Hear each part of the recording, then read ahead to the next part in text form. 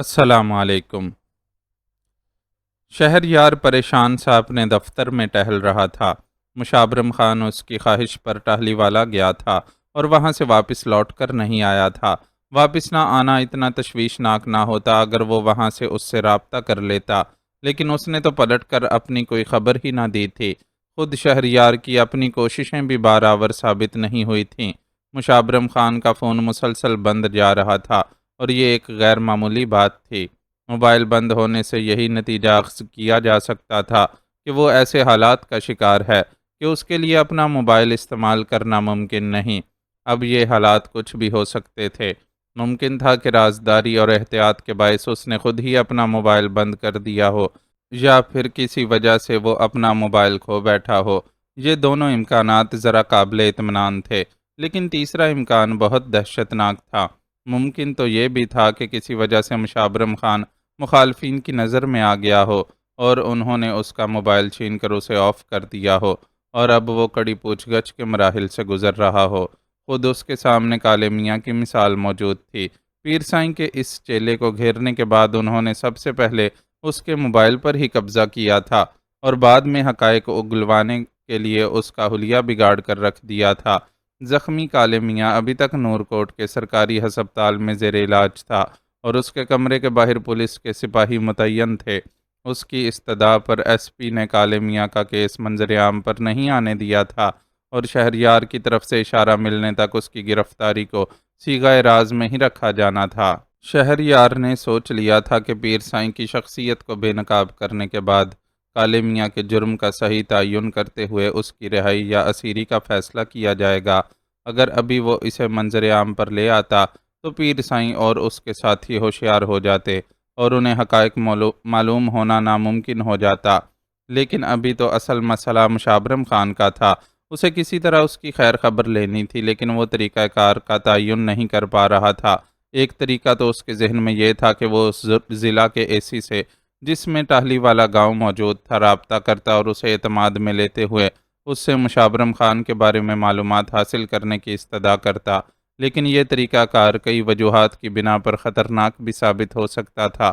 اول تو وہ وہاں اپنے ہم منصب کی شخصیت سے اچھی طرح واقف نہیں تھا کہ آیا وہ کوئی ایماندار اور فرض شناس افسر ہے یا پھر بہت سوں کی طرح بس کرسی پر بیٹھ کر راج کر رہا ہے۔ کسی بے ایمان اور راشی افسر سے مدد ملنا تو دور کی بات، مشابرم خان کی مشکلات میں مزید اضافہ ہونے کا خطرہ تھا۔ پھر یہ بھی ممکن تھا کہ مشابرم خان کو وہاں بھجوائے جانے کا مقصد اگلے بندے کو پسند نہیں آتا اور وہ اسے اپنی حدود میں مداخلت بے جا گردانتا۔ یہ اعتراض ایماندار اور بے ایمان دونوں طرح کا افسر کر سکتا تھا اور اس میں کوئی ایسی غلط بات بھی نہیں ہوتی، کیونکہ یہ حقیقت تو اپنی جگہ تھی کہ شہریار اپنی حدود سے باہر نکل کر ہی کام کر رہا تھا۔ چنانچہ اپنے ذہن میں آنے والے اس خیال کو تو اس نے خود ہی مسترد کر دیا۔ اس خیال کو مسترد کر دینے کے بعد اس کے پاس دوسری راہ یہ رہ جاتی تھی کہ وہ اپنے طور پر کسی دوسرے آدمی کو مشابرم خان کے سلسلے میں سنگن لینے کے لیے ٹاہلی والا بھیجے، لیکن ایسا آدمی آتا کہاں سے؟ یہاں اس کے پاس قابل اعتماد بندے تھے ہی کتنے؟ مشابرم خان کے بعد ایک عبد المنان ہی رہ جاتا تھا، اور وہ اپنے تمام تر خلوص کے باوجود ایسی صلاحیتوں کا مالک نہیں تھا کہ اس پر اس قسم کے کسی کام کا بوجھ ڈالا جاتا۔ لے دے کر ایک جگو ہی رہ جاتا تھا، لیکن اسے بھی وہ کتنی بار زحمت دیتا۔ جگو خود ایک سیاسی جماعت سے وابستہ تھا اور ان کے لیے غنڈہ گردی کرتا تھا۔ اسے بھی بار بار اس کی ڈیوٹی سے ہٹا کر اپنے کاموں کے لیے بلانا صحیح نہیں تھا۔ اس قسم کی سرگرمیوں میں مبتلا لوگوں کا کچھ پتہ تھوڑی تھا کہ کب ان کے پیچھے خفیہ ایجنسی کے بندے لگ جائیں اور پھر خود اس کی راہ پر بھی ہو لیں۔ وہ جو کچھ کر رہا تھا بے شک وطن کی محبت میں کر رہا تھا، لیکن قانون کہتا تھا کہ وہ سب اس کے دائرہ اختیار میں نہیں آتا۔ وہ خود بھی اس حقیقت کو تسلیم کرتا تھا اور ابتدا میں کوشش بھی کرتا تھا کہ ہر کام طریقہ کار کے مطابق ہو، لیکن اس نے دیکھ لیا تھا کہ ہر جگہ اتنی کالی بھیڑیں تھیں کہ کام بننا ہی مشکل ہو جاتا، اور وہ ان لوگوں میں سے نہیں تھا جو اپنی بے بسی تسلیم کر کے ہاتھ پر ہاتھ دھر کر ایک طرف ہو بیٹھیں۔ وہ انسانیت اور اپنے وطن کے لیے جو کچھ کر سکتا تھا وہ ضرور ہی کر گزرنا چاہتا تھا، لیکن ابھی تو اصل مسئلہ تھا کہ مشابرم خان کا احوال کیسے معلوم ہو۔ وہ ایک بار پھر شدت سے اس امر کی ضرورت محسوس کر رہا تھا کہ اپنی ایک بڑی اور فعال ٹیم تشکیل دے سکے تاکہ وقت ضرورت آدمیوں کا ایسا کال محسوس نہ ہو۔ فی الحال تو اس نے سوچ لیا تھا کہ چند گھنٹے مزید اگر مشابرم خان کے بارے میں کچھ معلوم نہ ہو سکا تو وہ تمام تر مصلحتوں کو بالائے طاق رکھ کر خود نکل کھڑا ہوگا۔ مشابرم خان اس کے کہنے پر ٹاہلی والا گیا تھا، اس لیے وہ ساری ذمہ داری بھی اپنے ہی شانوں پر محسوس کر رہا تھا۔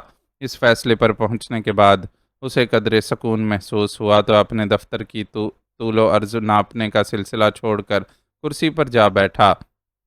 اسی وقت موبائل کی گھنٹی چیخی۔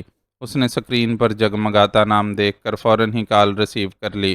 اسے کال کرنے والا میجر ذیشان تھا، وہی میجر ذیشان جس نے مولوی کا بہروپ دھارے راہ کے ایجنٹ کو گرفتار کرنے میں اس کا بھرپور ساتھ دیا تھا، اور اب بھی وہ ایجنٹ اس کی کسٹڈی میں زیر تفتیش تھا۔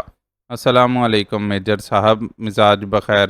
آج کیسے آپ نے ہمیں یاد فرمایا؟ اپنی تمام تر پریشانی کے باوجود اس نے بات کرنا شروع کی تو لہجہ ہموار اور شگفتہ تھا۔ وعلیکم السلام اسی صاحب، مزاج بالکل بخیر ہے۔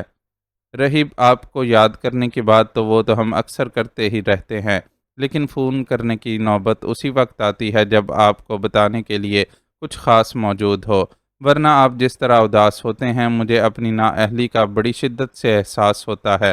اس کے ہر سوال کا ترتیب وار جواب دیتے ہوئے میجر ذیشان کا لہجہ بھی خوشگوار تھا، بلکہ صاف محسوس ہو رہا تھا کہ وہ مسکرا رہا ہے۔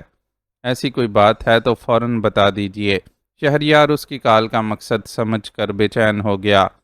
آشیش پر کام کرتے رہنے سے ہمیں بڑی کامیابیاں ملی ہیں، اور ہم سخت محنت کے بعد اس کی زبان کھلوانے میں کامیاب ہو گئے ہیں۔ اس نے اپنے کچھ ساتھیوں کے نام اور ٹھکانے بتانے کے ساتھ ساتھ اپنے منصوبوں کے بارے میں بھی اعتراف کیا ہے، جن سے بھارت کی پاکستان دشمنی کھل کر سامنے آ گئی ہے۔ میں فون پر آپ کو اتنی زیادہ تفصیلات نہیں بتا سکتا، مل بیٹھنے کا موقع نکلا تو پھر آگاہ کروں گا۔ میجر ذیشان کے پاس اس کے لیے واقعی بڑی خبریں تھیں، تو پھر جلد از جلد یہ موقع نکالتے ہیں۔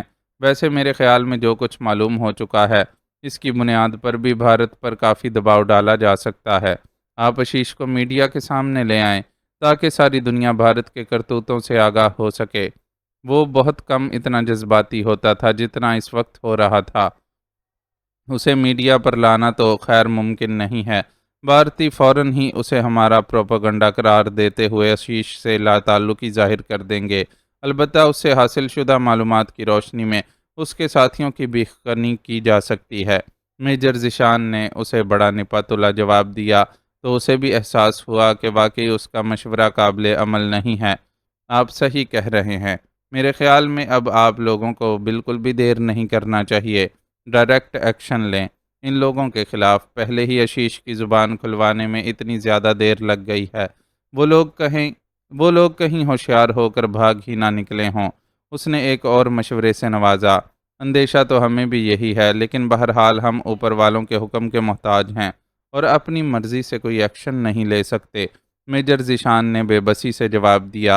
اوپر والوں کے فیصلے اور احکامات تو جانے کن بنیادوں پر کیے جاتے ہیں۔ اوپر والوں کی ڈھیل کی وجہ سے تو بھارت کو کھلی بدماشی دکھانے کا موقع ملتا ہے۔ ہم عجیب بد نصیب قوم ہیں کہ ہماری قومی سلامتی کے فیصلے اوپر والوں کے مفادات کی نظر ہو جاتے ہیں۔ اسے بہت شدت کے ساتھ غصہ آیا تھا، ورنہ وہ ان لوگوں میں سے نہیں تھا جو صرف حکومت کو کوستے رہنے پر ہی اکتفا کر کے خود ہاتھ پر ہاتھ دھر کر بیٹھ جاتے ہیں۔ یہ تو بہت کھلے حقائق ہیں جنہیں ہر شخص جانتا ہے، لیکن ہم کر ہی کیا سکتے ہیں؟ میجر ذیشان نے مایوسی کے ساتھ کہا۔ اور کوئی نہیں، لیکن کم از کم فوج تو کچھ نہ کچھ کر سکتی ہے۔ ہماری قوم پاک فوج سے اندھی عقیدت رکھتی ہے۔ لوگوں کے دل میں یہ یقین ہے کہ برے وقت میں ان کی فوج کا ہر سپاہی سیسا پلائی ہوئی دیوار بن کر دشمن کی راہ میں کھڑا ہو جائے گا۔ اصل مسئلہ یہ ہے کہ اگر مخلص لوگ چاہیں تو سب کچھ ہو سکتا ہے۔ بس ایک ایسے ونگ کی تشکیل کی ضرورت ہے جو آزادانہ ملکی مفادات کے لیے کام کرتے ہوئے دشمن کو نیست و نابود کر سکے۔ اس نے اپنے ذہن میں پیدا ہونے والا آئیڈیا میجر ذیشان کے گوش گزار کر دیا۔ میں کچھ آپ کی بات سمجھ رہا ہوں۔ یعنی آپ چاہتے ہیں کہ جس طرح آپ ذاتی حیثیت میں چند لوگوں کے ساتھ کام کر رہے ہیں، اسی طرح فوج کے کچھ لوگ بھی کرنے لگیں۔ میجر ذیشان چونک کر بولا، بالکل، میں بالکل یہی چاہتا ہوں، کیونکہ ہم جس طرح کے حالات کا شکار ہیں، ہمارے پاس اس کے سوا کوئی چارہ بھی نہیں ہے۔ ہمیں اپنے ملک کی مفادات کے لیے اس طرح کے اقدامات اٹھانے ہی ہوں گے، لیکن مجبوری یہ ہے کہ ہمارے پاس افراد و وسائل دونوں کی کمی ہے۔ اگر فوجی قیادت اس طرح کا کوئی ونگ تشکیل دے دیتی ہے تو اس سے مجھ جیسے افراد کو بھی سپورٹ مل جائے گی، کیونکہ مجھے لگتا ہے کہ میں جس راستے پر چل پڑا ہوں آگے چل کر معاملات بہت گمبھیر ہو جائیں گے اور مجھے کسی مضبوط سپورٹ کی ضرورت پڑے گی۔ یہ تو آپ کے بھی سامنے ہے کہ تھوڑی سی ہی بھاگ دوڑ کے نتیجے میں میرا راہ ایجنٹوں سے واسطہ پڑ چکا ہے اور آگے بھی جانے کن کن ملک دشمنوں کو بے نقاب ہونا ہے۔ وہ اپنی تجویز کے حق میں دلائل دیتا چلا گیا۔ آئیڈیا تو شاندار ہے، لیکن معلوم نہیں کہ عمل بھی ہو سکے گا یا نہیں۔ اس قسم کی خفیہ تنظیم کو بنانا، پھر اس طرح سے کام لینا کہ ہم اس کے وجود کو خفیہ رکھیں، کچھ اتنا قابل عمل نہیں لگتا۔ میجر ذیشان خود بڑا محب وطن آدمی تھا اور دل سے اس بات کا خواہش مند رہتا تھا کہ ملک کے دشمنوں کو نیست و نابود کر ڈالے، لیکن فوجی پابندیوں کی وجہ سے اکثر بس پر پھڑ پھڑا کر ہی رہ جاتا تھا۔ اس لیے اسے اس کا آئیڈیا پسند آیا، لیکن ساتھ ہی وہ اس سلسلے میں شکوک و شبہات کا بھی شکار تھا۔ انسان کرنا چاہے تو سب کچھ کر سکتا ہے، شہریار نے پر امید لہجے میں کہا۔ میں کرنل صاحب سے بات کروں گا، وہی اس معاملے کو آگے بڑھا سکتے ہیں۔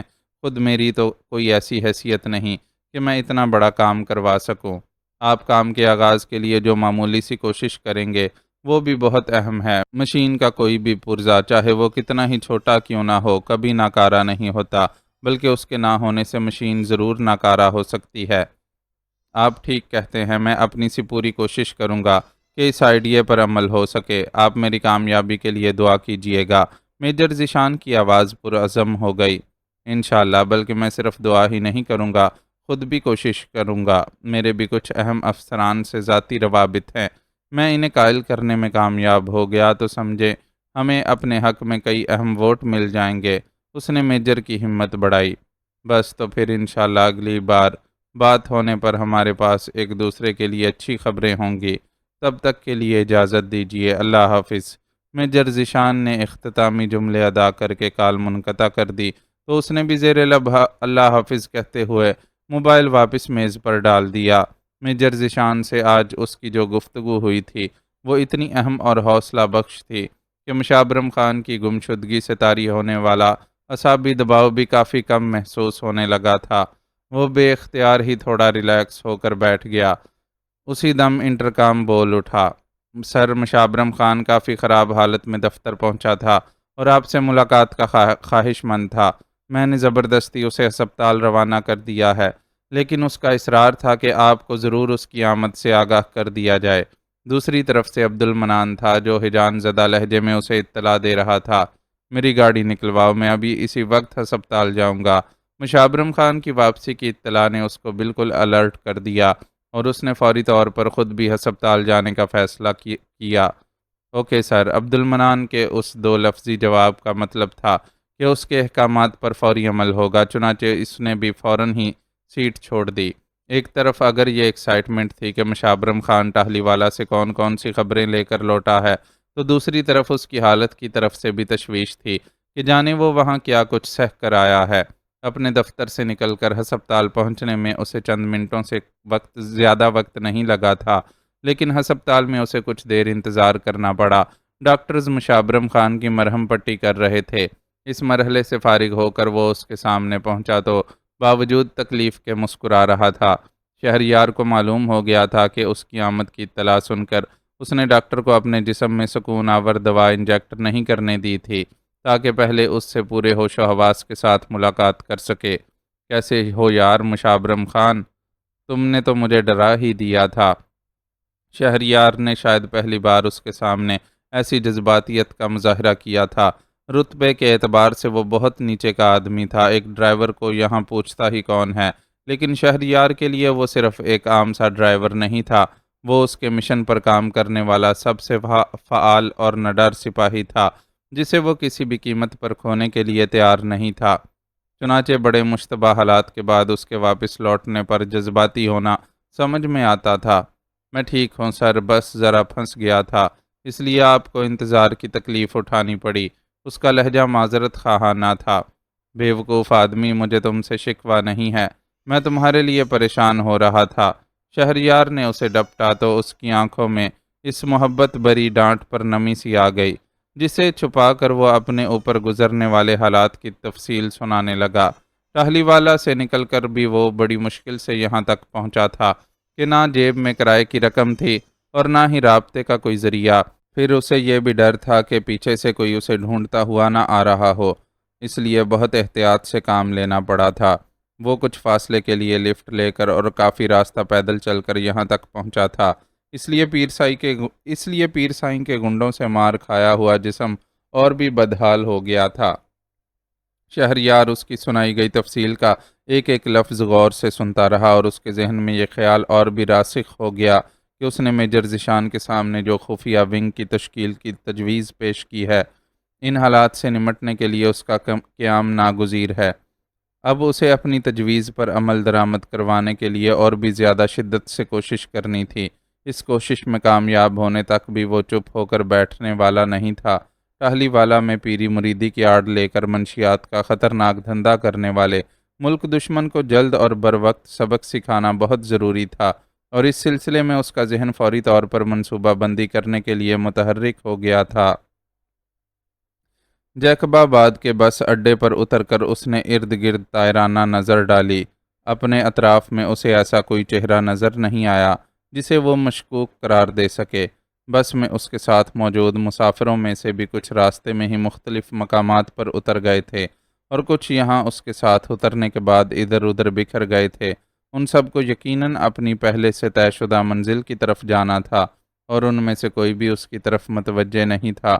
اس نے اطمینان کا ایک گہرا سانس لیتے ہوئے خود بھی اس ہوٹل تک جانے کا فیصلہ کیا جہاں اسلم ٹھہرا ہوا تھا، اور یقیناً بڑی شدت سے اس کی واپسی کا بھی منتظر تھا۔ ہوٹل تک کے سفر کے لیے اس نے تانگے کا انتخاب کیا۔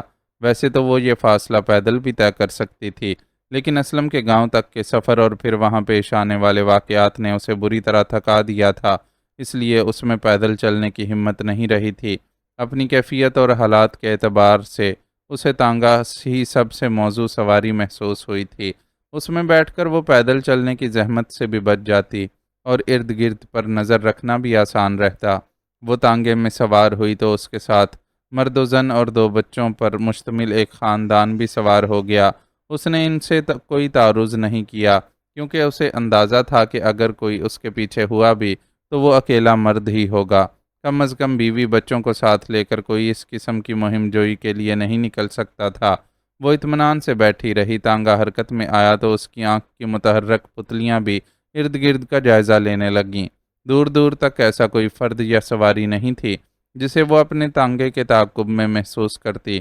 اس کے ساتھ تانگے میں سوار ہونے والا خاندان بھی ایک مقام پر تانگا رکوا کر اتر گیا۔ اس سے آگے ہوٹل تک کا راستہ بھی خیریت سے گزرا۔ اس نے ہوٹل پہنچ کر اپنے اور اسلم کے لیے مخصوص کمرے کے دروازے پر دستک دی تو فوری طور پر اندر سے کوئی رد عمل ظاہر نہیں ہوا۔ 1-1.5 منٹ کے وقفے سے اس نے دوبارہ دستک دی، لیکن جواب ندارد۔ وہ حیران رہ گئی۔ یہ تو ممکن نہیں تھا کہ وہ موجود نہیں تھی اور اسلم لمبی تان کر سو گیا ہو۔ پھر اس خاموشی کا کیا مطلب تھا؟ اسے کچھ گھبراہٹ سی ہونے لگی۔ پھر خیال آیا کہ ہو سکتا ہے وہ باتھ روم میں ہو اور فوری طور پر جواب دینے کی پوزیشن میں نہ ہو۔ اس خیال پر اسے قدرے اطمینان محسوس ہوا اور وہ ذرا صبر سے انتظار کرنے لگی۔ انتظار کا یہ دورانیہ طویل ثابت نہیں ہوا اور مزید 1 منٹ گزرنے سے پہلے دروازہ کھل گیا۔ سامنے اسلم موجود تھا، جو سر پر تکونا رومال باندھے کھڑا تھا۔ اس کی پتلون کے پائنچے بھی ٹخنوں سے اوپر تک مڑے ہوئے تھے۔ ماہبانوں کو دیکھ کر اس نے بے قرار نظروں سے اس کے عقب میں کچھ تلاشا اور پھر مایوس سا ہو کر پیچھے ہٹ کر اسے اندر آنے کا راستہ دیا۔ تھکی ہوئی اور اعصاب زدہ ماہبانوں پیر گھسیٹتی ہوئی اندر داخل ہوئی۔ کمرے میں اس کی نظر ایک کونے میں بچھی جائے نماز پر پڑی۔ وہ سمجھ گئی کہ اسلم اس کی سلامتی اور کامیابی کے لیے اللہ کے حضور سربسجود تھا، اس لیے اسے دروازہ کھولنے میں تاخیر ہو گئی تھی۔ اسلم کی کیفیت کو سمجھتے ہوئے اس کی آنکھوں میں نمکین پانی بھرنے لگا، جسے چھپانے کی کوشش کرتی ہوئی وہ وہاں بچھی ایک چارپائی پر سر جھکا کر بیٹھ گئی۔ ناکام واپس آئی ہو نا؟ میری ماں نے تمہارے کہنے پر بھی مجھے معاف نہیں کیا نا؟ وہ دل گرفتگی سے کہتا ہوا اس کے سامنے فرش پر گھٹنوں کے بل بیٹھ گیا اور اس کا ہاتھ تھام کر اس کی پشت پر گرے شفاف قطرے کو دیکھنے لگا۔ یہ قطرہ مہبانوں کی آنکھ سے ٹپکا تھا جس سے اس نے اس کی ناکامی کو اخذ کیا تھا۔ ایسی بات نہیں ہے اسلم، ماں جی نے تمہیں معاف کر دیا ہے، بلکہ میرے جانے سے پہلے ہی وہ میری سفارش کے بغیر تمہیں معاف کر چکی تھیں۔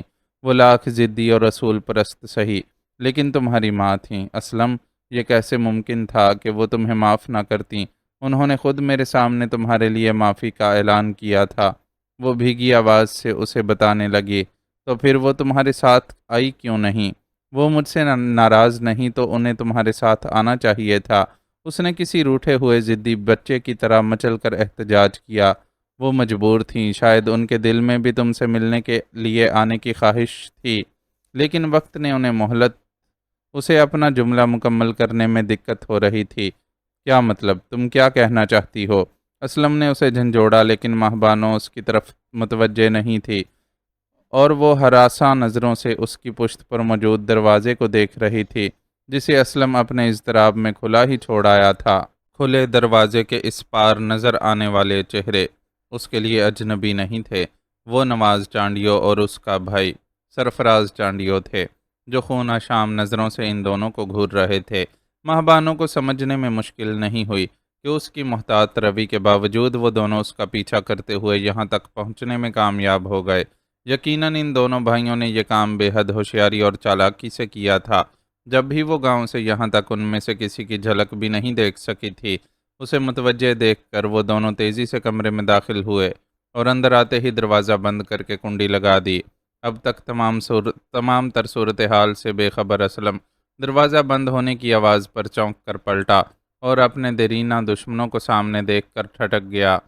آخر ہم نے تجھے ڈھونڈ ہی لیا اسلم، تو بہت بھاگا اپنی موت سے، لیکن آج تیرا وقت پورا ہو ہی گیا۔ نواز چانڈیو نے اسے کینہ نظروں سے گھورتے ہوئے کہا، میرا وقت پورا نہیں ہوا، بلکہ تمہاری موت کھینچ کر تمہیں یہاں تک لائی ہے۔ وہ فوری جھٹکے سے سنبھل چکا تھا، چنانچہ اس کی آنکھوں میں آنکھیں ڈالتا ہوا بے خوفی سے بولا، میرے ہتھیار کے سامنے تو خالی ہاتھ کھڑا ہے اور دھمکی دے رہا ہے۔ کیا کہنے بھائی تیرے؟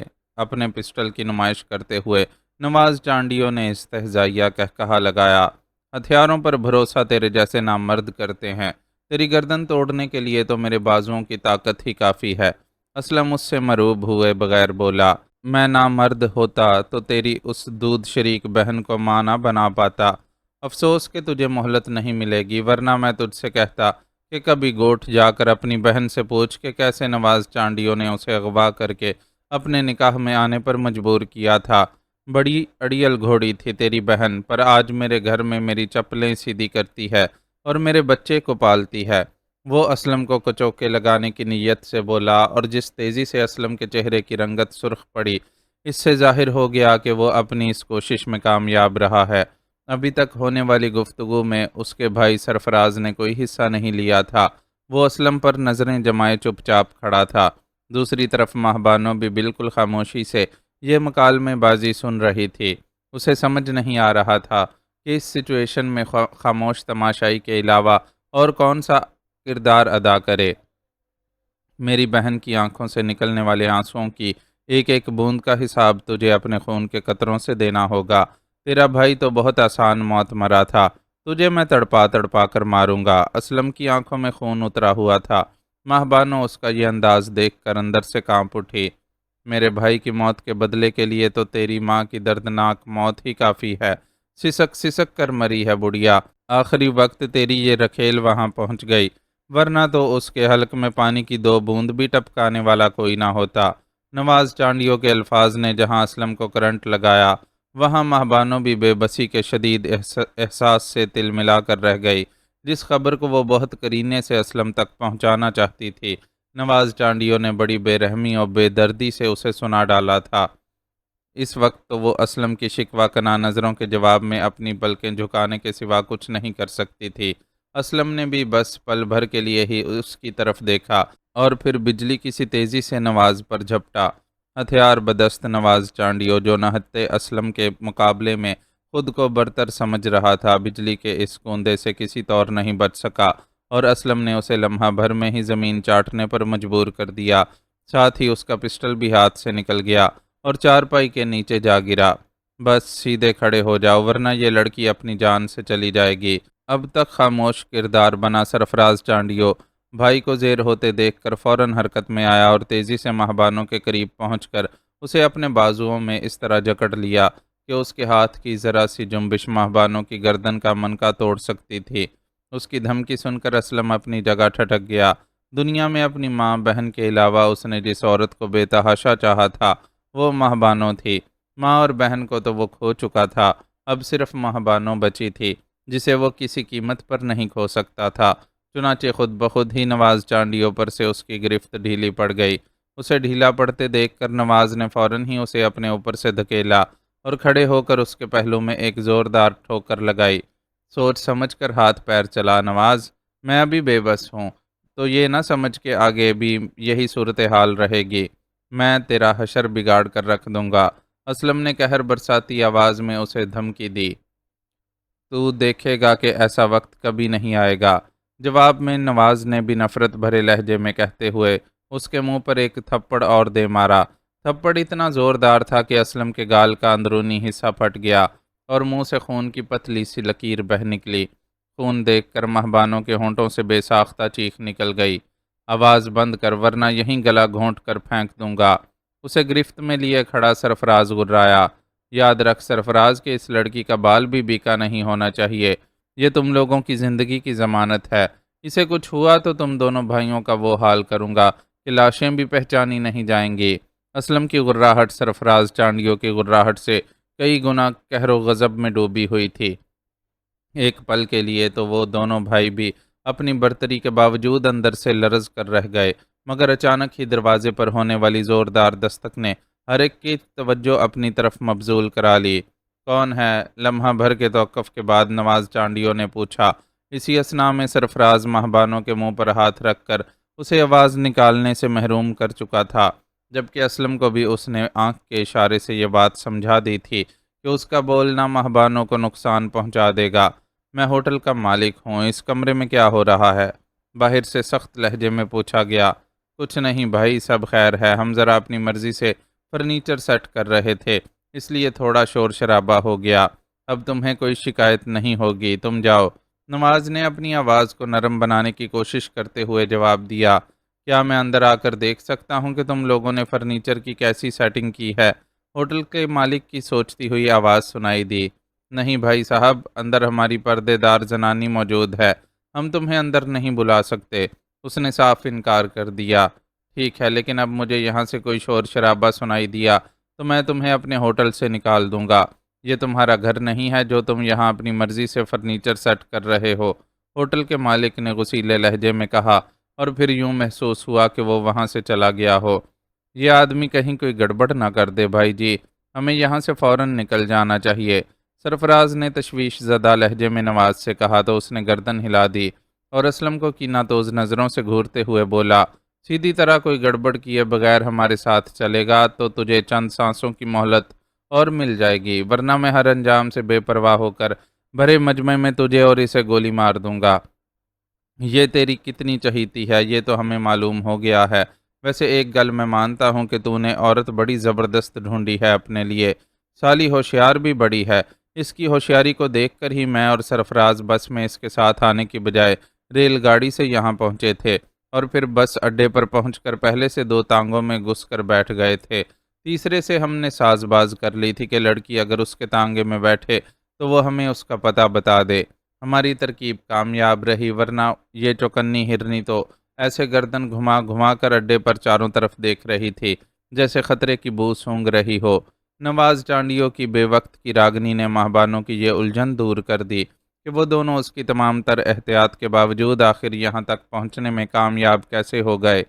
میرا اور اس کا جو معاملہ ہے وہ ہمارے درمیان ہے، تو یہ یاد رکھ کہ اب تو اپنے غلیظ منہ سے اس کے لیے کوئی گالی نہیں نکالے گا، ورنہ میں بھی ہر انجام کو بھول کر یہیں تیرا مردہ دفن کر دوں گا۔ اسلم کی کن پٹیوں پر ابری رگیں اس کے غصے کی شدت کا پتہ دے رہی تھیں۔ اس کی بڑکوں کو چھوڑو بھائی جی، پہلے یہاں سے نکلنے کی کرو، اس کی بکواس کا مزہ ہم اسے بعد میں چکھائیں گے۔ سرفراز چانڈیوں کی چھٹی حس نے شاید کسی خطرے کی بو سونگھ لی تھی، جو مسلسل یہاں سے روانگی پر زور دے رہا تھا۔ شاید اسے گمان گزرا تھا کہ ہوٹل کے مالک کی وارننگ محض وارننگ نہیں تھی، بلکہ وہ واقعی پولیس کو یہاں بلا سکتا تھا۔ چل پھر نکلتے ہیں یہاں سے۔ غصے میں ہونے کے باوجود نواز کو بھائی کی بات سمجھ آ گئی۔ اس موقع پر اسلم نے بھی کسی قسم کی مزاحمت نہیں کی۔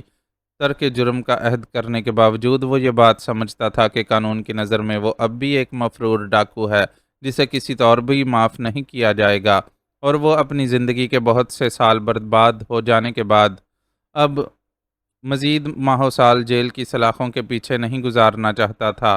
زندگی کے بہت سے بنجر سال گزارنے کے بعد اب کہیں جا کر اس کی آنکھوں نے خواب بننے شروع کیے تھے۔ وہ اپنے خوابوں کی اس دنیا میں حقیقت میں بسنا چاہتا تھا، چنانچہ بے حد محتاط تھا۔ ہوٹل کے کمرے سے وہ اس ترتیب سے باہر نکلے کہ نواز نے اسے اپنے ساتھ رکھا تھا، جبکہ مہبانوں اور سرفراز پیچھے چلے آ رہے تھے۔ انہوں نے ایسا انداز اختیار کیا ہوا تھا جیسے وہ چاروں آپس میں شناسا ہوں، لیکن یہ تو اسلم کو معلوم تھا کہ نواز چانڈیوں کا دایاں ہاتھ، جو کہ اس کی جیب کے اندر ہے، ایک بھرے ہوئے پسٹل کو گرفت میں لیے ہوئے ہے، اور وہ اپنی مرضی کے خلاف کوئی حرکت ہونے پر اسے استعمال کرنے میں کوئی دریغ نہیں کرے گا۔ اسلم نے اپنی زندگی کے پچھلے چند سالوں میں اسلحے کا اتنا استعمال کیا تھا کہ اس کے لیے پسٹل کی حیثیت محض ایک کھلونے کی سی تھی۔ وہ چاہتا تو جس وقت وہ سیڑھیاں اتر کر نیچے جا رہے تھے اور گاہکوں سے بھرے ہوٹل کے حال سے گزر رہے تھے تو کسی بھی لمحے نواز اور سرفراز کو چابک دستی سے زیر کر سکتا تھا۔ وہ جانتا تھا کہ اس کی پھرتی اور تراری کے سامنے وہ دونوں بھائی ٹک ہی نہیں سکتے تھے، لیکن مسئلہ وہی تھا کہ وہ پولیس کا سامنا نہیں کرنا چاہتا تھا۔ اسے معلوم تھا کہ پنجاب کے ایک جنگل سے فرار ہونے والے اسلم کو سندھ میں بھی کوئی شناخت کر لیتا، اور اس کے بعد تو انجام بس جیل کی کوئی سیلن زدہ تاریک کوٹھڑی ہی ہو سکتی تھی۔ چنانچہ وہ خاموشی سے سر جھکائے ہوٹل سے باہر نکلتا چلا گیا۔ باہر ایک تانگا موجود تھا۔ نواز کے اشارے پر وہ لوگ تانگے میں سوار ہو گئے۔ مہبانوں نے پہچان لیا کہ اس تانگے کا کوچوان وہی شخص ہے جس نے بس اڈے سے اسے یہاں تک پہنچایا تھا۔ چلو، وہ چاروں تانگے میں بیٹھ چکے تو نواز نے کوچوان کو حکم دیا۔ اس نے فوراً ہی گھوڑے کو چابک رسید کی اور گھوڑا حرکت میں آ گیا۔ گھوڑا ہوٹل سے چند قدم ہی آگے بڑھا ہوگا کہ انہوں نے موٹر سائیکل پر سوار دو پولیس والوں کو ہوٹل کے سامنے رکتے ہوئے دیکھا۔ سرفراز نے معنی خیز نظروں سے نواز کی طرف دیکھا۔ یوں لگتا تھا کہ وہ اپنی معاملہ فہمی پر بڑے بھائی سے داد طلب کر رہا ہو، اور یہ تھی بھی حقیقت کہ اگر وہ لوگ چند منٹ اور ہوٹل کے کمرے میں رکے رہتے تو پولیس والوں سے ٹکراؤ ہونا لازمی تھا۔ وہ جو ایک شک سا تھا کہ ہوٹل کا مالک محض وارننگ پر اکتفا نہیں کرے گا، سچ ثابت ہوا تھا۔ دیکھو صاحب، کوئی گڑبڑ ہے تو مجھے ابھی بتا دو۔ میں غریب آدمی ہوں، اس لیے تھوڑے سے پیسوں کے لالچ میں تمہارے کام کے لیے راضی ہو گیا، لیکن کسی پھڈے میں نہیں پڑ سکتا۔ تمہاری کسی گڑبڑ کی وجہ سے مجھے جیل جانا پڑا تو پیچھے میرے بیوی بچے بھوکے مر جائیں گے۔ گھوڑا گاڑی کچھ اور آگے بڑھی تو کوچوان نے تشویش زدہ لہجے میں نواز سے کہا۔ اپنے لباس اور چہرے مہرے سے وہ واقعی غریب آدمی محسوس ہو رہا تھا، جو لالچ میں آ کر خطرہ تو مول لے بیٹھا تھا، لیکن انجام سے خوف زدہ تھا۔ چپ کر کے تانگا چلا بڈھے، جب ایک بار میں نے تجھ سے کہہ دیا ہے کہ تجھے کوئی مشکل نہیں ہوگی تو ہمیں ہماری مرضی کی جگہ پر چھوڑنا اور اپنی رقم لے کر واپس پلٹ جانا، تو تجھے پھر کس چیز کا ڈر ہے؟ تجھ جیسے 1.5 پسلی کے آدمی سے میں تو کوئی توپیں چلوا نہیں سکتا۔ تو بس اتنا کرنا، بعد میں اگر کوئی تجھ سے ہمارے بارے میں پوچھے تو کہہ دینا کہ سواریوں کو بس اڈے کے قریب اتار دیا تھا، تو خود ہی پریشانی سے بچا رہے گا۔ نواز چانڈیوں نے سخت لہجے میں کوچوان کو جواب دیا، جس پر وہ چپ سادھ کر اپنے گھوڑے کے ساتھ مصروف ہو گیا۔ البتہ اس کے بشرے سے تشویش کے آثار اب بھی ختم نہیں ہوئے تھے۔ اس کی حالت اس شخص کی سی تھی جو اوکھلی میں سر تو دے بیٹھا تھا، لیکن اب موصلوں سے خوف زدہ تھا۔ مختلف کچی پکی سڑکوں سے گزرتا ہوا تانگا آخرکار شہر کے آباد حصے کو چھوڑ کر ویرانے کی طرف بڑھنے لگا۔ ویرانے میں پہنچتے ہی مہبانوں کا دل بے طرح دھڑکنے لگا۔ نواز اور سرفراز اسلم کے جانی دشمن تھے، جو ظاہر ہے اسے کسی نیک ارادے سے تو اپنے ساتھ لے کر نہیں جا رہے تھے۔ دوسری طرف اسلم کو اطمینان محسوس ہونے لگا۔ کسی ویرانے میں وہ آبادی کے مقابلے میں ان دونوں سے زیادہ اچھی طرح نمٹ سکتا تھا۔ نواز اور سرفراز بھی یقیناً ایسا ہی کچھ سوچ رہے تھے۔ اپنی اپنی سوچوں میں مگن تانگے کے ان سارے سواروں کے خیالات کا سلسلہ اس وقت ٹوٹا جب ویرانے کی خاموشی میں ابھرتی گھوڑے کی ٹاپیں بند ہو گئیں۔ بس صاحب، اس سے آگے میں نہیں جا سکتا، کوچوان نے تانگا روکنے کے ساتھ ہی اعلان کیا۔ ٹھیک ہے، زیادہ آگے جا کر ہمیں بھی واپسی میں مشکل ہوگی۔ نواز ٹانڈیو نے اعتراض کیے بغیر اس کی بات مان لی اور وہ سب تانگے سے اتر گئے۔ نیچے اترنے کے بعد نواز ٹانڈیو نے کوچوان کو رقم تھمائی۔ یہ ایسا موقع تھا جب اس کی توجہ اسلم کی طرف سے لمحہ بھر کے لیے ہٹ گئی۔ اگر اسلم چاہتا تو اس موقع سے فائدہ اٹھا کر اسے زیر کر سکتا تھا، لیکن اس نے مناسب سمجھا کہ تانگے والے کو اپنے تانگے سمیت وہاں سے نکل جانے دے۔ وہ غریب آدمی تھا اور تھوڑے سے لالچ میں آ کر اس صورتحال میں پھنس گیا تھا۔ اس بیچارے کا مزید کسی مشکل سے دوچار ہوئے بغیر ہی یہاں سے نکل جانا مناسب تھا۔ آخرکار وہ اپنا تانگا لے کر وہاں سے روانہ ہو گیا۔ اس نے اپنے تانگے کی رفتار خاصی تیز رکھی تھی، چنانچہ جلد ہی گھوڑے کی ٹاپوں کی آوازیں معدوم ہو گئیں اور وہ سب پورے ارتکاز کے ساتھ ایک دوسرے کی طرف متوجہ ہو گئے۔ سرفراز اور نواز کی آنکھوں سے نکلتی نفرت کی چنگاریاں صاف دیکھی جا سکتی تھیں۔ اسلم کا حال بھی کچھ مختلف نہیں تھا، بلکہ اس کا نقصان تو کچھ زیادہ ہی تھا۔ ان دونوں نے تو صرف اپنا ایک بھائی کھویا تھا، جبکہ اسلم نے اپنی ماں اور بہن کو کھونے کے ساتھ ساتھ اپنی زندگی بھی برباد ہوتی دیکھی تھی۔ پھر ایک ستم رسیدہ فاخرہ بھی تھی، جسے اس کی دودھ شریک بہن ہونے کے جرم میں نواز چانڈیو جیسے بھیڑیے کی بیوی بننا پڑا تھا۔ وہ دونوں اس سے اپنے بھائی کے خون کا بدلہ لینے آئے تھے، لیکن اگر وہ حساب کرتا تو اس کا نقصان ہر صورت زیادہ تھا۔ ماہ بانو الگ سراسیمہ تھی۔ اسلم سے محبت نہ کرنے کے باوجود وہ اس کی خیر خواہ تھی اور ہر صورت میں اس کی بھلائی چاہتی تھی۔ وہ ان بھائیوں کے ہاتھوں زیر ہو کر مارا جاتا تو بھی اسے دکھ ہوتا، اور انہیں زیر کر کے جرم میں قتل کا مرتکب ہوتا تو بھی وہ تکلیف محسوس کرتی۔ میں چاہوں تو ایک گولی تیرے بھیجے یا دل میں اتار کر ایک پل میں تیرا کام تمام کر دوں، لیکن اس طرح میرے دل میں بھڑکتی انتقام کی آگ پوری طرح نہیں بجھے گی۔ میں تجھے تڑپا تڑپا کر ماروں گا، تبھی میرے سینے میں ٹھنڈ پڑے گی۔ آخرکار نواز چانڈیو نے ہی بولنے میں پہل کی اور اپنی نفرت کا اظہار کیا۔ یہ نفرت اس کے چہرے پر بھی لکھی ہوئی تھی۔ ابھی اندھیرا پوری طرح نہیں پھیلا تھا، چنانچہ اس ویرانے میں وہ چاروں ایک دوسرے کے تاثرات بخوبی دیکھ سکتے تھے۔ مہبانوں نے بھی دیکھا کہ نواز چانڈیو کی بکواس کے جواب میں اسلم نے زبان سے ایک لفظ ادا نہیں کیا، لیکن اس کے چہرے پر کسی زخمی درندے کی سی وحشت اتر آئی، اور پھر جیسے کوئی کوندا لپکتا ہے، بالکل اسی طرح اس نے پھرتی سے اپنی پنڈلی کے ساتھ بندھا ہوا خنجر کھینچا اور نواز کے پسٹل والے ہاتھ پر دے مارا۔ اس کا نشانہ اتنا درست تھا کہ خنجر کے ادھر ادھر جا کر لگنے کا سوال ہی پیدا نہیں ہوتا تھا۔ نواز چانڈیو کے ہاتھ سے پسٹل نکل کر دور جا گرا اور اس نے زوردار چیخ مارتے ہوئے اپنے دوسرے ہاتھ سے خون آلود ہاتھ تھام لیا۔ دوسری طرف خود مہبانوں نے بھی پھرتی کا مظاہرہ کیا اور جھکائی دے کر سرفراز سے خاصے فاصلے پر چلی گئی۔ وہ ایک بار اسلم کو اپنی وجہ سے ان لوگوں کے سامنے مجبور ہوتا دیکھ چکی تھی، اب اتنی جلدی اس صورتحال کو دوبارہ دیکھنے اور سہنے کے موڈ میں نہیں تھی، اس لیے اس کی ذہنی اور جسمانی چابک دستی زوروں پر تھی۔ جھکائی دے کر اپنی جگہ سے ہٹتے ہوئے اس نے اس بات کو ذہن میں رکھا تھا کہ نواز کا پسٹل کس سمت میں گرا ہے، چنانچہ اس نے اسی طرف کا رخ کیا اور پسٹل اپنی گرفت میں لینے میں کامیاب ہو گئی۔ اپنی اپنی جگہ پر سیدھے کھڑے ہو جاؤ، ورنہ میں تم دونوں کو گولی مار دوں گی۔ نہایت مہارت سے پسٹل پر اپنی گرفت مضبوط کرتے ہوئے اس نے دھمکی دی تو اسلم نے چونک کر اس کی طرف دیکھا، پھر اس کے ہونٹوں پر ایک مطمئن سی مسکراہٹ دوڑ گئی۔ تمہیں کچھ کرنے کی ضرورت نہیں، آج تم مجھے ان کے ساتھ دو دو ہاتھ کر لینے دو، ورنہ یہ بار بار میری راہ میں آ کر کھڑے ہوتے رہیں گے۔ میں تمہیں حکم دے رہا ہوں کہ تم اپنی حفاظت کے علاوہ کسی بھی دوسری صورت میں اس ہتھیار کا استعمال نہیں کرو گی۔ یہ مردوں کی لڑائی ہے اور میں اسے مردانہ وار ہی لڑنا چاہتا ہوں۔ اسلم کی بات نے اسے کشمکش میں مبتلا کر دیا، لیکن پھر اسے لگا کہ اس کے پاس اس کی بات مان لینے کے سوا اور کوئی چارہ نہیں۔ زبانی دھمکی دینا الگ بات تھی، لیکن اس کے لیے نواز اور سرفراز کو گولی مار کر ان کا قصہ ختم کر دینا آسان نہیں تھا۔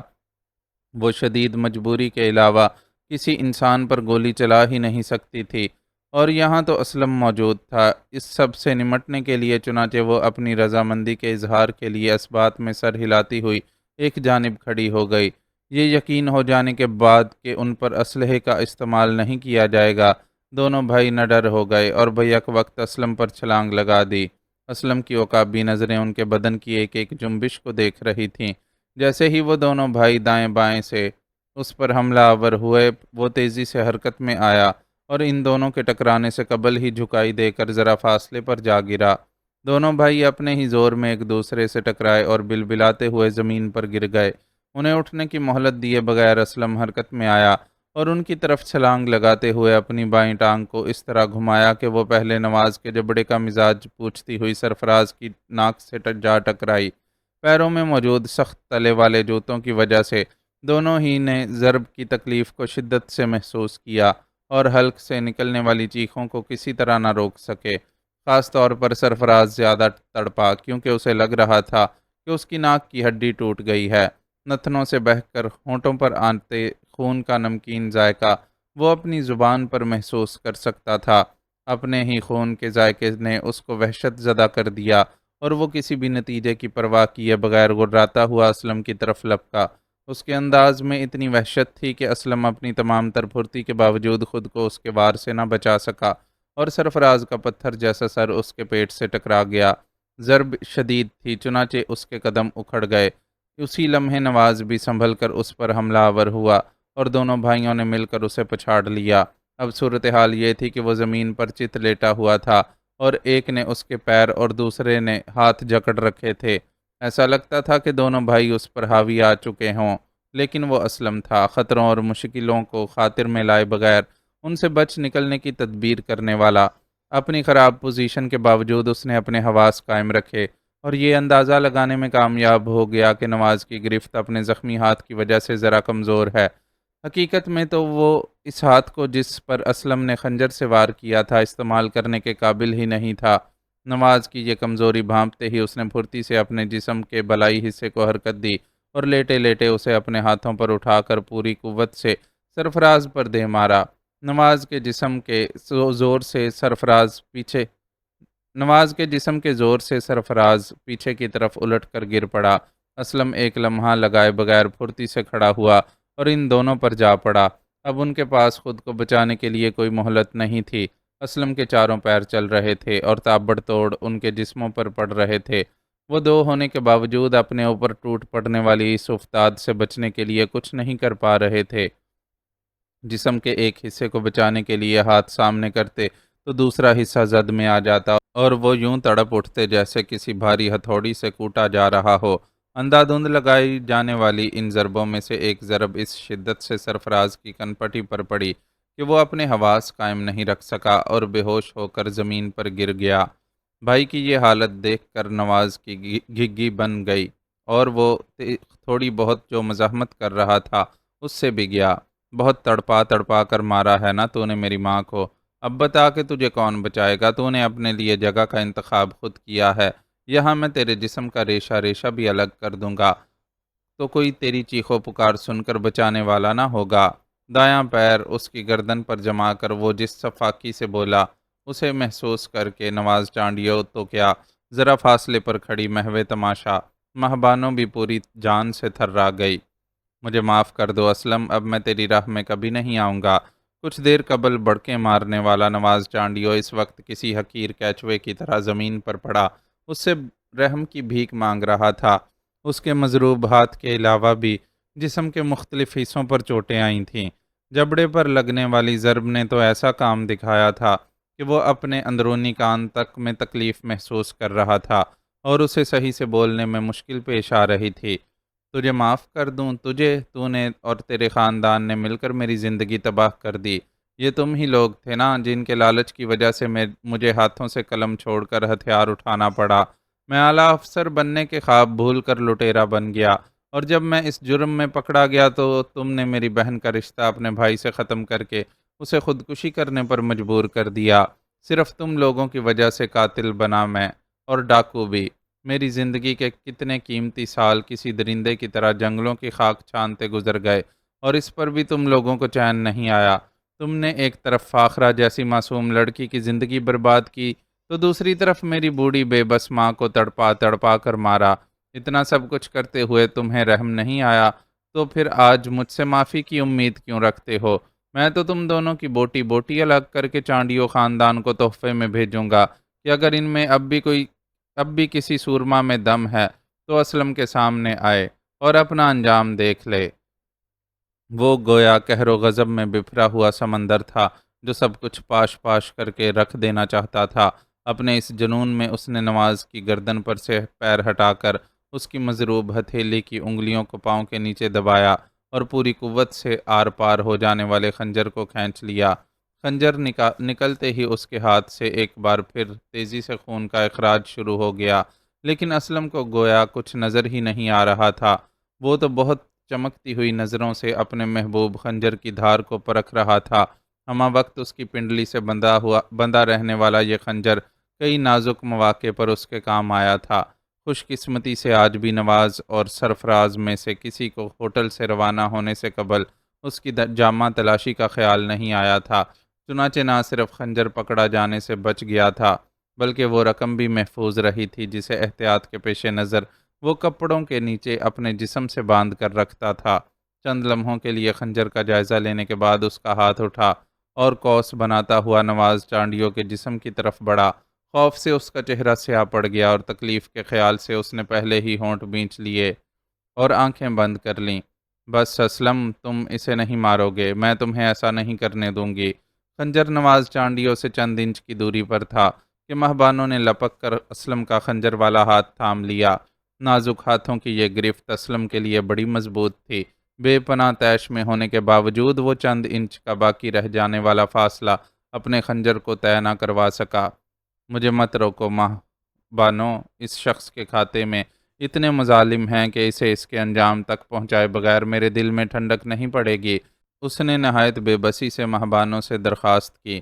آج پہلی بار اس نے اس کے لیے یہ طرز تخاطب استعمال کیا تھا اور نہایت مخدوش حالات کے باوجود مہبانوں کے دل کو اس کا یہ طرز تخاطب پسند آیا تھا، لیکن یہ وقت اپنی پسند ناپسند کے اظہار کا نہیں بلکہ بفرے ہوئے اسلم کو سنبھالنے کا تھا۔ تم میرے سامنے جرائم سے مکمل طور پر کنارہ کش ہونے کا وعدہ کر چکے ہو اسلم، اور میں یہ کسی طور گوارا نہیں کر سکتی کہ تم میرے سامنے کسی کی جان لو۔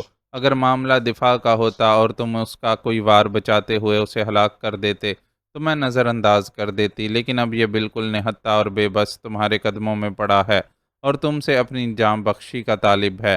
اب کسی طور اس بات کی گنجائش نہیں نکلتی کہ تم اسے کوئی نقصان پہنچاؤ۔ وہ بہت ٹھوس لہجے میں اپنے عمل کے حق میں دلائل دے رہی تھی۔ یہ آج بے بس ہے، اس لیے اس کا سر کچل دینا بہتر ہے۔ میں نے اسے چھوڑ دیا تو پھر یہ مجھ پر وار کرنے کے لیے کبھی نہ کبھی میرے سامنے آ کھڑا ہوگا۔ اس نے جوابی دلیل دی، اللہ، رسول، قرآن، جس کی چاہے قسم لے لو اسلم، آج کے بعد میں کبھی تمہاری راہ میں نہیں آؤں گا۔ اگر کبھی اتفاق سے بھی تمہارا سامنا ہو گیا تو نظر چرا کر گزر جاؤں گا۔ نواز جو ذہنی طور پر اپنی موت کے لیے تیار ہو گیا تھا، مایوسی کے گھپ اندھیرے میں نظر آنے والی امید کی کرن کو دیکھ کر جھٹ بول پڑا۔ اس کی بات ایسی تھی کہ اسلم بھی ٹھٹک گیا۔ وہ جانتا تھا کہ نواز کے خاندان کے لوگ لاکھ لالچی اور کینہ پرور سہی، لیکن اس درجے ذلیل نہیں تھے کہ اللہ، رسول یا قرآن کی قسم کھا کر کوئی جھوٹا وعدہ کر سکیں۔ اس کی بات کا یقین کر لو اسلم، یہ درمیان میں جو حوالے لے آیا ہے ہم انہیں رد کر ہی نہیں سکتے، اور پھر فاخرہ کا بھی سوچو، چاہے زور زبردستی کے نتیجے میں ہی صحیح، لیکن تمہاری منہ بولی بہن اس کی بیوی اور اس کے بچے کی ماں ہے۔ اگر اسے کچھ ہوا تو فاخرہ بیوہ اور اس کا بچہ یتیم ہو جائے گا۔ اسے نرم پڑتا دیکھ کر مہبانوں نے ایک ضرب اور لگائی۔ وہ پہلے ہی قائل ہونے لگا تھا، فاخرہ کا ذکر آنے پر بالکل ہی ڈھہ گیا۔ رشتوں کا احترام اور محبت اس کی گھٹی میں موجود تھے، وہ کیسے اس بات کو نظر انداز کر دیتا؟ ٹھیک ہے، لیکن اسے یہ وعدہ بھی کرنا ہوگا کہ فاخرہ کو آئندہ اس کی ذات سے کوئی تکلیف نہیں پہنچے گی، اور یہ پوری عزت اور محبت کے ساتھ اسے اپنے ساتھ رکھے گا۔ اس کا ہر حق اپنا فرض سمجھ کر ادا کرے گا۔ اس نے شرط عائد کی، میں وعدہ کرتا ہوں آئندہ کبھی تم میں سے کسی کا گاؤں آنا ہو تو فاخرہ سے مل کر خود معلوم کر لینا کہ میں اس کے ساتھ کیسا سلوک کرتا ہوں۔ تمہیں میری طرف سے کوئی شکایت سننے کو نہیں ملے گی۔ وہ گویا کسی قبر کے کنارے کھڑا تھا اور ڈر رہا تھا کہ اسلم کی کوئی بھی بات ماننے سے لمحہ بھر کی بھی دیر کی تو وہ لات مار کر اسے قبر میں دھکیل دے گا۔ چنانچہ جلدی جلدی بنا کسی تاخیر کے اس کی ہر شرط قبول کرتا جا رہا تھا۔ میں نے تیرے ہر وعدے پر یقین کر لیا۔ اگر کبھی تیری یا تیرے بھائی کی طرف سے کوئی وعدہ خلافی ہوئی تو یاد رکھنا کہ میں تجھے اب اتنی مہلت بھی نہیں دوں گا کہ تو مجھ سے رحم کی بھیک مانگ سکے۔ صفاقی سے کہتا ہوا وہ پیچھے ہٹا اور اپنا خنجر اس کے کپڑوں سے صاف کر کے واپس پنڈلی سے باندھ لیا۔ خنجر کی دہشت زدہ کر دینے والی نوک نظروں کے سامنے سے ہٹی تو نواز چانڈیوں کی جان میں جان آئی۔ تمہارا بہت شکریہ عدی، تمہاری وجہ سے ہماری جانیں بچ گئیں۔ کچھ دیر قبل مہبانوں کے لیے حقیر ترین الفاظ استعمال کرنے والا اسے بہن کہہ کر مخاطب کر رہا تھا، یہ بھی ایک کمال تھا۔ مجھے عدی کہہ کر پکارا ہے تو پھر اس لفظ کا بھرم بھی رکھنا۔ میں نے سنا ہے تمہاری قوم میں اگر کوئی مرد کسی عورت کو عدی کہہ دے تو پھر ساری زندگی اس لفظ کی لاج رکھتا ہے، چاہے اپنی جان سے ہی کیوں نہ چلا جائے۔ تم ہمیں انہی غیرت مندوں میں سے پاؤ گی۔ آج کے بعد تمہیں یا اسلم کو ہماری طرف سے کوئی تکلیف پہنچنے کا تو سوال ہی نہیں پیدا ہوتا۔ ہاں، اگر تم کسی اور وجہ سے تکلیف میں مبتلا ہو تو اپنے اس بھائی کو مدد کے لیے پکار سکتی ہو۔ وہ کافی تکلیف میں تھا، اس لیے بولتے ہوئے اس کی آواز لڑکھڑا رہی تھی۔ زندگی بچ جانے کی خوشی نے اس کے سارے کسبل نکال دیے تھے۔ اس وقت وہ خود کو ان کا سب سے بڑا خیر خواہ ثابت کرنے پر تلا ہوا تھا۔ اب چلو ماہ بانو، کیا اس مردود سے مذاکرات کرنے میں ہی ساری رات گزار دو گی؟ اسلم اس کی خواہش پر ان دونوں بھائیوں کی جان بخشی تو کر چکا تھا، لیکن بہرحال اتنا اعلیٰ ظرف نہیں تھا کہ خود کو اتنے ڈھیر سارے نقصانات پہنچانے والے شخص سے اسے باتیں کرتا دیکھ کر اپنے خون کو کھولنے سے روک سکے۔ چنانچہ اسے ٹوک ہی دیا۔ ہاں ٹھیک ہے، ہم اب چلتے ہیں۔ وہ فوراً ہی اس کی طرف بڑھ گئی۔ اس ویرانے سے نکلنے کے لیے ان کے پاس سواری کا کوئی انتظام نہیں تھا، اس لیے یہ طے تھا کہ اچھا خاصا انہیں پیدل ہی فاصلہ طے کرنا پڑے گا۔ نواز اور سرفراز کو بھی اسی طریقہ کار پر عمل کرنا پڑتا، لیکن ان کی روانگی فوری طور پر متوقع نہیں تھی۔ سرفراز بے ہوش تھا، نواز کو اسے ہوش میں لانے میں کچھ دیر لگتی، پھر دونوں ہی کی حالت اتنی خراب تھی کہ وہ وہاں سے نکلتے تو گرتے پڑتے ہی وہ فاصلے طے کر پاتے۔ اچھے خاصے زخمی ہونے کی وجہ سے ان کے لیے مہبانوں اور اسلم کی رفتار سے سفر کرنا ممکن نہیں تھا، چنانچہ انہیں ایسا کوئی اندیشہ نہیں تھا کہ واپسی کے سفر میں وہ دونوں ان کے لیے کوئی رکاوٹ کھڑی کر سکیں گے۔ احتیاطاً روانگی سے قبل اسلم نے دونوں کی جامہ تلاشی بھی لے لی تھی، لیکن پہلے ہی ماہبانوں کے قبضے میں آ جانے والے پسٹل کے علاوہ ان کے پاس سے کوئی ہتھیار برآمد نہیں ہوا تھا۔ یقیناً ان دونوں سے اسلم کو جج کرنے میں غلطی ہو گئی تھی اور وہ محض اپنے دو ہونے کے زوم میں بغیر مناسب تیاری کے ہی اس کے مقابل اتر آئے تھے۔ اب نتیجہ خود ان کے سامنے تھا۔ اسلم ان کی جان بخشی کا احسان ان کے سر پر رکھ کر انہیں اس ویرانے میں چھوڑ کر خود نہایت اطمینان سے وہاں سے جا رہا تھا۔ ہوٹل کے کمرے میں تمہاری کوئی خاص چیز تو موجود نہیں ہے؟ میں نہیں چاہتا کہ ہم سامان لینے کے لیے ہوٹل جائیں اور کسی مشکل میں پڑ جائیں۔ وہ لوگ جب اتنا فاصلہ طے کر چکے کہ انہیں دونوں بھائی نظر آنا بند ہو گئے تو اسلم نے اس سے پوچھا، ہم اس وقت ہوٹل کی بجائے کہاں جا رہے ہیں؟ اس کی بات سن کر مہبانوں نے حیرت سے استفسار کیا۔ میں آج رات ہی یہ شہر چھوڑ کر نکل جانا چاہتا ہوں۔ نواز کے وعدے پر یقین ہونے کے باوجود میں کوئی رسک لینے کے لیے تیار نہیں ہوں۔ زندگی نے بہت مشکل سے مجھ پر تھوڑا سا مہربان ہونا شروع کیا ہے اور میں اپنا سب کچھ گنوا دینے کے بعد اب تھوڑا سا سکون چاہتا ہوں، اس لیے ہماری آج رات ہی یہاں سے روانگی ضروری ہے۔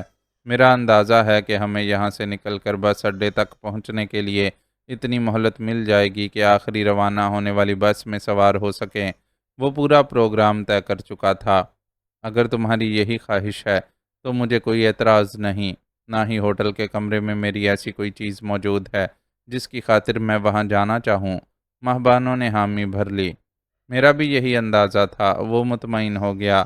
اپنے طور پر تو وہ جانتا ہی تھا کہ چند جوڑے کپڑوں کے علاوہ روزمرہ استعمال کی بس چند اشیاء ہی ان کے اسباب میں شامل ہیں، اس لیے ہی یہ پروگرام ترتیب دیا تھا۔ وہ اپنا اسلحہ بھی حامد راؤ کے پاس امانتاً رکھوا کر آیا تھا اور رقم کا کافی بڑا حصہ بھی۔ شناختی کاغذات سے وہ اور مہبانوں دونوں ہی فی الحال محروم تھے، اس لیے سامان میں ان کی موجودگی کا سوال ہی پیدا نہیں ہوتا تھا۔ ویرانے سے آبادی تک کا پیدل سفر طے کر کے آخرکار وہ ایسے مقام پر پہنچ گئے جہاں سے انہیں ایک آٹو رکشہ مل گیا۔ رکشے میں بیٹھ کر وہ بس اڈے پہنچ گئے۔ آخری بس روانہ ہونے والی تھی۔ اور یہ ان کی خوش قسمتی تھی کہ اس میں چند سیٹیں خالی تھیں۔ ٹکٹ اور کھانے پینے کی چیزیں خرید کر اسلم اس کے ساتھ بس میں سوار ہو گیا۔ ان کے سوار ہوتے ہی بس چل پڑی۔ ماہبانوں نے بس کے اندر جلتی لائٹوں میں پہلی بار اسلم کے چہرے کا تفصیلی جائزہ لیا۔ وہاں بے تحاشا حزن و ملال سب تھا۔ وہ سمجھ سکتی تھی کہ اس کی یہ کیفیت اپنی ماں کو ہمیشہ ہمیشہ کے لیے کھو دینے اور پھر نواز و سرفراز کو انتقام لیے بغیر چھوڑ دینے کی وجہ سے ہے۔ اس کے لیے اپنے دل میں گہری ہمدردی محسوس کرتے ہوئے اس نے اپنا ہاتھ اسلم کے گھٹنے پر رکھے اس کے دائیں ہاتھ پر رکھا۔ اتنے سے عمل میں ہی اس کی انگلیاں کپ کپانے لگی تھیں اس کی اس انوکھی حرکت پر۔ اسلم نے چونک کر اس کی طرف دیکھا۔ سوچ سوچ کر خود کو اتنا نڈھال نہ کرو، میں تمہیں تفصیل سے بتاتی ہوں کہ میں جب تمہارے گاؤں پہنچی تو وہاں کیا حالات پیش آئے۔ دکھ تو بالکل فطری بات ہے، لیکن پھر بھی مجھے یقین ہے کہ تم بہت سی باتیں جان کر اطمینان بھی محسوس کرو گے۔ وہ خود ہی اسے ایک ایک تفصیل سے آگاہ کرتی چلی گئی، البتہ اس تفصیل کو بیان کرتے ہوئے اس نے اس بات کا دھیان رکھا تھا کہ دکھ دینے والی باتوں کا تذکرہ سرسری ہی رہے۔ اسلم نے اس کا ہر لفظ پوری توجہ سے سنا، لیکن زبان سے کچھ نہ بولا۔ اس کے چہرے پر چھائی سرخی البتہ گواہی دے رہی تھی کہ وہ ضبط کے کڑے مراحل سے گزر رہا ہے۔ سب کچھ سن لینے کے بعد اس نے اپنا سر پشت گاہ سے ٹکا کر آنکھیں موند لیں۔ بہت دیر وہ اسی کیفیت میں بیٹھا رہا۔ ماہبانوں میں اتنی ہمت نہیں تھی کہ اسے مخاطب کر سکتی۔ وہ یوں ہی بس میں موجود مسافروں کا جائزہ لینے لگی۔ ان میں اکثریت مردوں کی تھی، جو چند ایک عورتیں تھیں بھی تو اتنے سخت پردے میں کہ ان کے ہاتھ پیروں کی انگلیاں تک دکھائی نہیں دے رہی تھیں۔ ایسے میں محض چادر میں لپٹی ماہبانوں کا وجود بہت سوں کی توجہ کا مرکز بنا ہوا تھا۔ ان حریصانہ نظروں کی چبھن سے شدید الجھن محسوس کرتی ہوئی وہ ایک بار پھر اسلم کی طرف متوجہ ہو گئی۔ بند آنکھوں کے باوجود نہ جانے کیسے اس نے اس کا متوجہ ہونا محسوس کر لیا اور نہایت آہستہ آواز میں اسے پکارا۔ ماہ! چند گھنٹوں میں وہ دوسری بار اس کے لیے یہ طرز تخاطب استعمال کر رہا تھا۔ اسے لگا کہ اسلم کی وہ پکار کچھ غیر معمولی ہے، اس لیے خود بھی اتنی ہی دھیمی آواز میں اسے جواب دیا۔ ہم یہاں سے حامد راؤ کے گھر پہنچتے ہی نکاح کر لیں گے۔ ٹھیک ہے۔ دل کی دھڑکن کچھ معدوم سی ہونے لگی تھی، اس کے باوجود اس نے اسے اس بات میں جواب دیا۔ پھر کچھ خیال آنے پر بولی، لیکن حامد راؤ کے سامنے تو آپ نے ہمارے رشتے کے بارے میں کچھ اور ہی بتایا تھا۔ ہم ان کے گھر میں کس طرح نکاح کر سکتے ہیں؟ ہم کورٹ میرج کر لیں گے، اسلم نے حل بتایا۔ وہ دونوں بے حد احتیاط سے بس اتنی آواز میں بات کر رہے تھے کہ ان کی آوازیں کسی تیسرے کے کانوں میں نہ پڑ سکیں۔ یوں بھی خوش قسمتی سے ان کے آگے والی سیٹ خالی پڑی تھی۔ ہمارے پاس تو شناختی کاغذات بھی نہیں ہیں، ہم کورٹ میرج کیسے کر سکتے ہیں؟ اس نے اہم مسئلے کی طرف توجہ مبذول کروائی۔ تو پھر ہم کسی مسجد کے ملا کو پکڑ لیں گے کہ بس جناب شرعی تقاضے پورے کر دیں، باقی دنیاوی و قانونی مسائل سے ہم بعد میں نمٹتے رہیں گے۔ اس کے پاس کوئی مسئلہ لا ینحل نہیں تھا۔ ہاں ایسا تو ہو سکتا ہے، لیکن اتنے اہم موقع پر کسی اپنے کو تو موجود ہونا چاہیے، کسی ایسے شخص کو جو ہماری خوشی میں خوش ہو سکے۔ وہ کچھ اداس سی تھی۔ یقینی طور پر اس نے بھی ہر لڑکی کی طرح اپنی شادی کے حوالے سے کچھ خواب بن رکھے تھے اور ایسی عجیب سی شادی کے خیال سے دکھی ہو رہی تھی۔ میرا تو تمہیں معلوم ہی ہے کہ کوئی اپنا باقی ہی نہیں رہا۔ ہاں اگر تمہارا کوئی ایسا اپنا ہے جسے تم اپنی خوشی میں بلا سکو تو مجھے کوئی اعتراض نہیں ہوگا۔ وہ بہت کول موڈ میں تھے، البتہ ماہبانو سوچ میں پڑ گئی۔ بیبے اور ابا جو اس کی شادی پر سب سے زیادہ خوش ہوتے، چودھری کے کارندوں کے ہاتھوں مارے گئے تھے۔ سگی ماں پاگل ہو چکی تھی اور باپ اس کے پیچھے خار تھا۔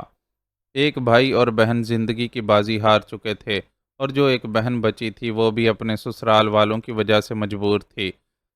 سکھی سہیلیاں تو بس ویسے ہی چھوٹ چکی تھیں۔ غرض یہ کہ چودھری سے پالا پڑنے کے بعد اس کے سارے اپنے چھوٹ گئے تھے۔ اپنوں کی اس قحط سالی میں بس ایک شخص ملا تھا جو دل کو اپنا لگا تھا، لیکن پھر معلوم ہوا کہ وہ بھی ڈاکٹر ماریا کا ہو گیا ہے۔ اس کا خیال دل میں آنے پر وہ بے چین سی ہو گئی۔ کوئی عہد و پیمان نہ ہونے کے باوجود آج بھی دل میں یہ یقین تھا کہ وہ اسے پکارے گی تو وہ ضرور آئے گا۔ اس نے فی الحال اسلم سے کچھ نہیں کہا، لیکن دل میں یہ طے ضرور کر لیا کہ وہ اپنے اس یقین کو آزمائے گی ضرور۔ کہاں کی تیاری ہے جناب؟ وہ ٹائی کی ناٹ درست کرتے ہوئے آئینے میں اپنا جائزہ لے رہا تھا کہ اسے اپنے پیچھے ماریا کا عکس نظر آیا۔ وہ بڑے دلربا انداز میں مسکراتی ہوئی اس سے سوال کر رہی تھی۔ بس ایک دوست سے ضروری ملاقات کرنی تھی، اس نے سرسری سا جواب دیا۔ یہاں آ کر بھی آپ کے ضروری کاموں کا سلسلہ ختم نہیں ہوا؟ میں تو سوچ رہی تھی کہ میری ناصحیح مومانی جان کی محبت میں آپ گھر میں ٹک کر بیٹھیں گے اور کچھ وقت فیملی کو دیں گے، لیکن آپ کا تو وہی پرانا حال ہے۔ نور کوٹ ہو یا لاہور، آپ کو رہنا سرکاری افسر ہی ہے، سوٹ بوٹ میں ملبوس، فائلوں میں سر دیے اور میٹنگوں میں مصروف۔ اس نے شکوہ کیا، وہ لوگ آج صبح سویرے ہی لاہور پہنچے تھے۔ لاہور آنے کا یہ پروگرام شہریار نے رات گئے اچانک ہی طے کر لیا تھا اور اب چند گھنٹوں بعد ہی گھر سے نکل پڑنے کو تیار تھا۔ ہر محبت کا اپنا مقام ہوتا ہے بیگم صاحبہ۔ مومانی جان کے لیے بے شک میرے دل میں بہت محبت ہے، لیکن اس وقت وطن کی محبت کا تقاضا ہے کہ میرا اپنے دوست سے ملنے کے لیے جانا ضروری ہے۔ بلکہ تم یہ سمجھو کہ میری لاہور آمد کا اصل مقصد ہی یہی تھا۔ سوچا ساتھ میں ماموں اور مومانی سے بھی مل لیتے ہیں، بہت دنوں سے ملاقات ہی نہیں ہو سکی تھی۔ ایک موقع نکلا تو میں نے اسے ضائع نہ کرنا مناسب سمجھا۔ اب وہ سامنے سجی پرفیوم کی شیشیوں میں سے اپنے لیے کوئی خوشبو منتخب کر رہا تھا۔ ماریا نے اس کا انتخاب مکمل ہونے سے پہلے نیلگوں محلول والی ایک بوتل اٹھائی اور سپرے کا بٹن دبا دیا۔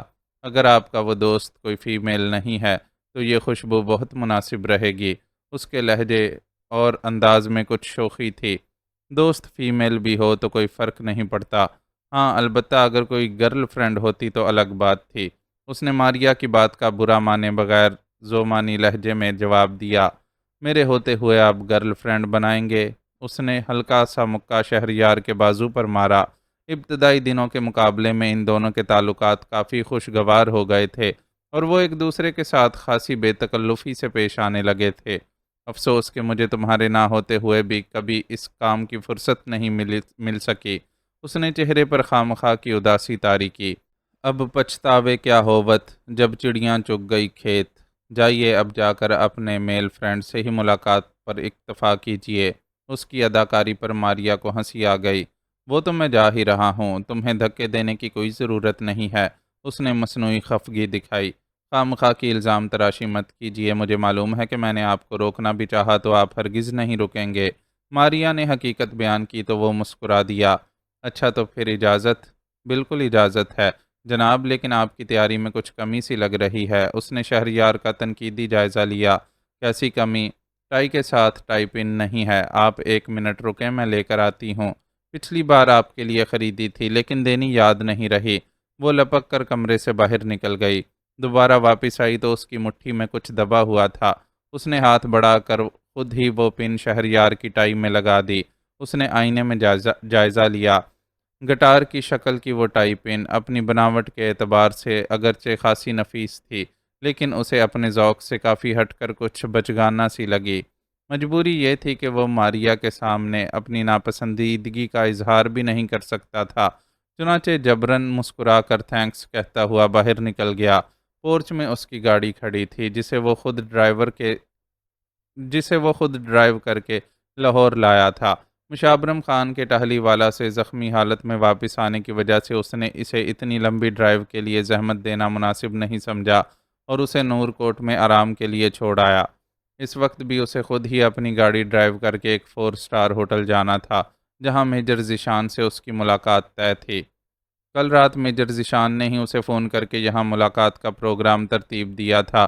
وہ خاصا پرجوش محسوس ہو رہا تھا اور گفت و شنید کے لیے سیل فون کو نامناسب قرار دیتے ہوئے بالمشافہ ملاقات کا خواہش مند تھا۔ اس کا کہنا تھا کہ وہ چونکہ آج کل لاہور میں موجود ہے، اس لیے ملاقات کے لیے یہ وقت خاصا مناسب ہے۔ شہریار کے لیے بھی لاہور کا ایک مختصر دورہ ترتیب دینا ایسا کوئی خاص مشکل نہیں تھا، چنانچہ وہ یہاں پہنچا ہوا تھا اور اب میجر ذیشان سے ملنے جا رہا تھا۔ طے شدہ ہوٹل تک پہنچنے میں اسے مشکل سے 20 منٹ لگے۔ گاڑی پارکنگ میں روک کر اترتے ہوئے اس نے اپنی رسٹ واچ پر نظر ڈالی اور مطمئن ہو گیا کہ وہ دیے گئے وقت سے چند منٹ قبل ہی پہنچنے میں کامیاب ہو گیا ہے۔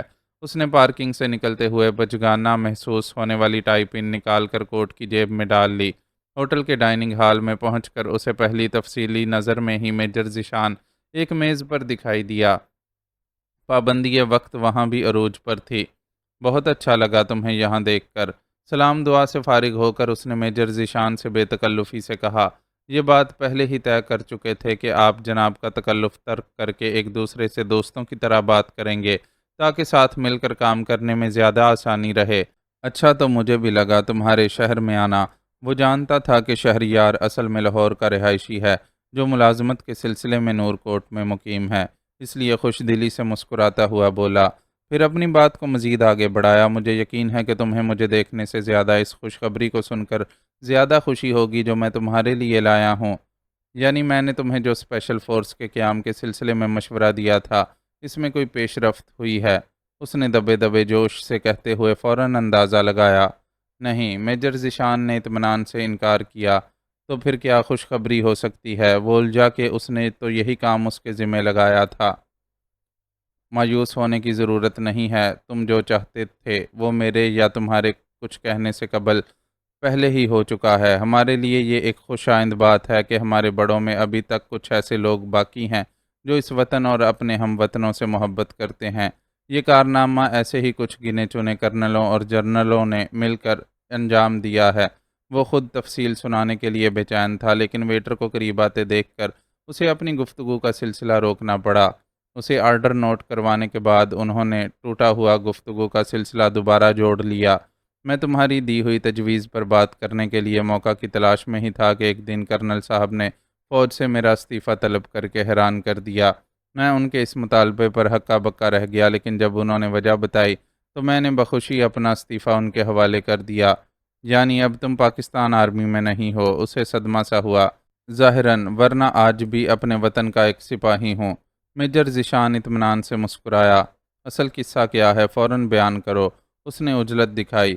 وہی سنانے جا رہا ہوں۔ ہوا کچھ یوں کہ جب میں نے کرنل صاحب کے مطالبے پر حیرت اور پریشانی کا اظہار کیا تو انہوں نے مجھے بتایا کہ میری حب الوطنی اور بہادری کو دیکھتے ہوئے انہوں نے میرے لیے کوئی اور فیصلہ کر لیا ہے، اور یہ فیصلہ تھا مجھے اس اسپیشل فورس میں شامل کرنے کا، جن کے زیادہ تر ملازمین فوج سے یا پھر پولیس کے محکمے سے تعلق رکھتے ہیں۔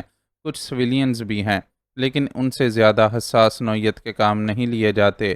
کرنل صاحب نے مجھے بتایا کہ اس اسپیشل فورس کا قیام چند سال قبل ہی ناگزیر حالات میں عمل میں لایا گیا ہے، جس سے پاکستان کی سیاسی قیادت کا تعلق نہیں ہے۔ فورس کے قیام کی تجویز ان محب وطن افسران نے پیش کی تھی۔ حفاظت وطن کے لیے بنائی گئی اس فورس کو خاصا خفیہ رکھا گیا ہے، اور یہ لوگ بظاہر ایک سیکیورٹی ایجنسی کی صورت میں کام کر رہے ہیں۔ اس ایجنسی کی کئی برانچز ملک کے تقریباً ہر اہم شہر میں موجود ہیں۔ بہت زیادہ معاوضے پر کام کرنے والی اس سیکیورٹی ایجنسی کے ملازمین کو اعلیٰ ترین طبقے سے تعلق رکھنے والے لوگ یا ادارے ہی ہائر کر سکتے ہیں۔ اس طرح ایک تو اخراجات کا مسئلہ کافی حد تک حل ہو جاتا ہے، دوسرے ان افراد تک رسائی ہو جاتی ہے جو ملک کے خلاف سازشوں کے جال بن رہے ہیں۔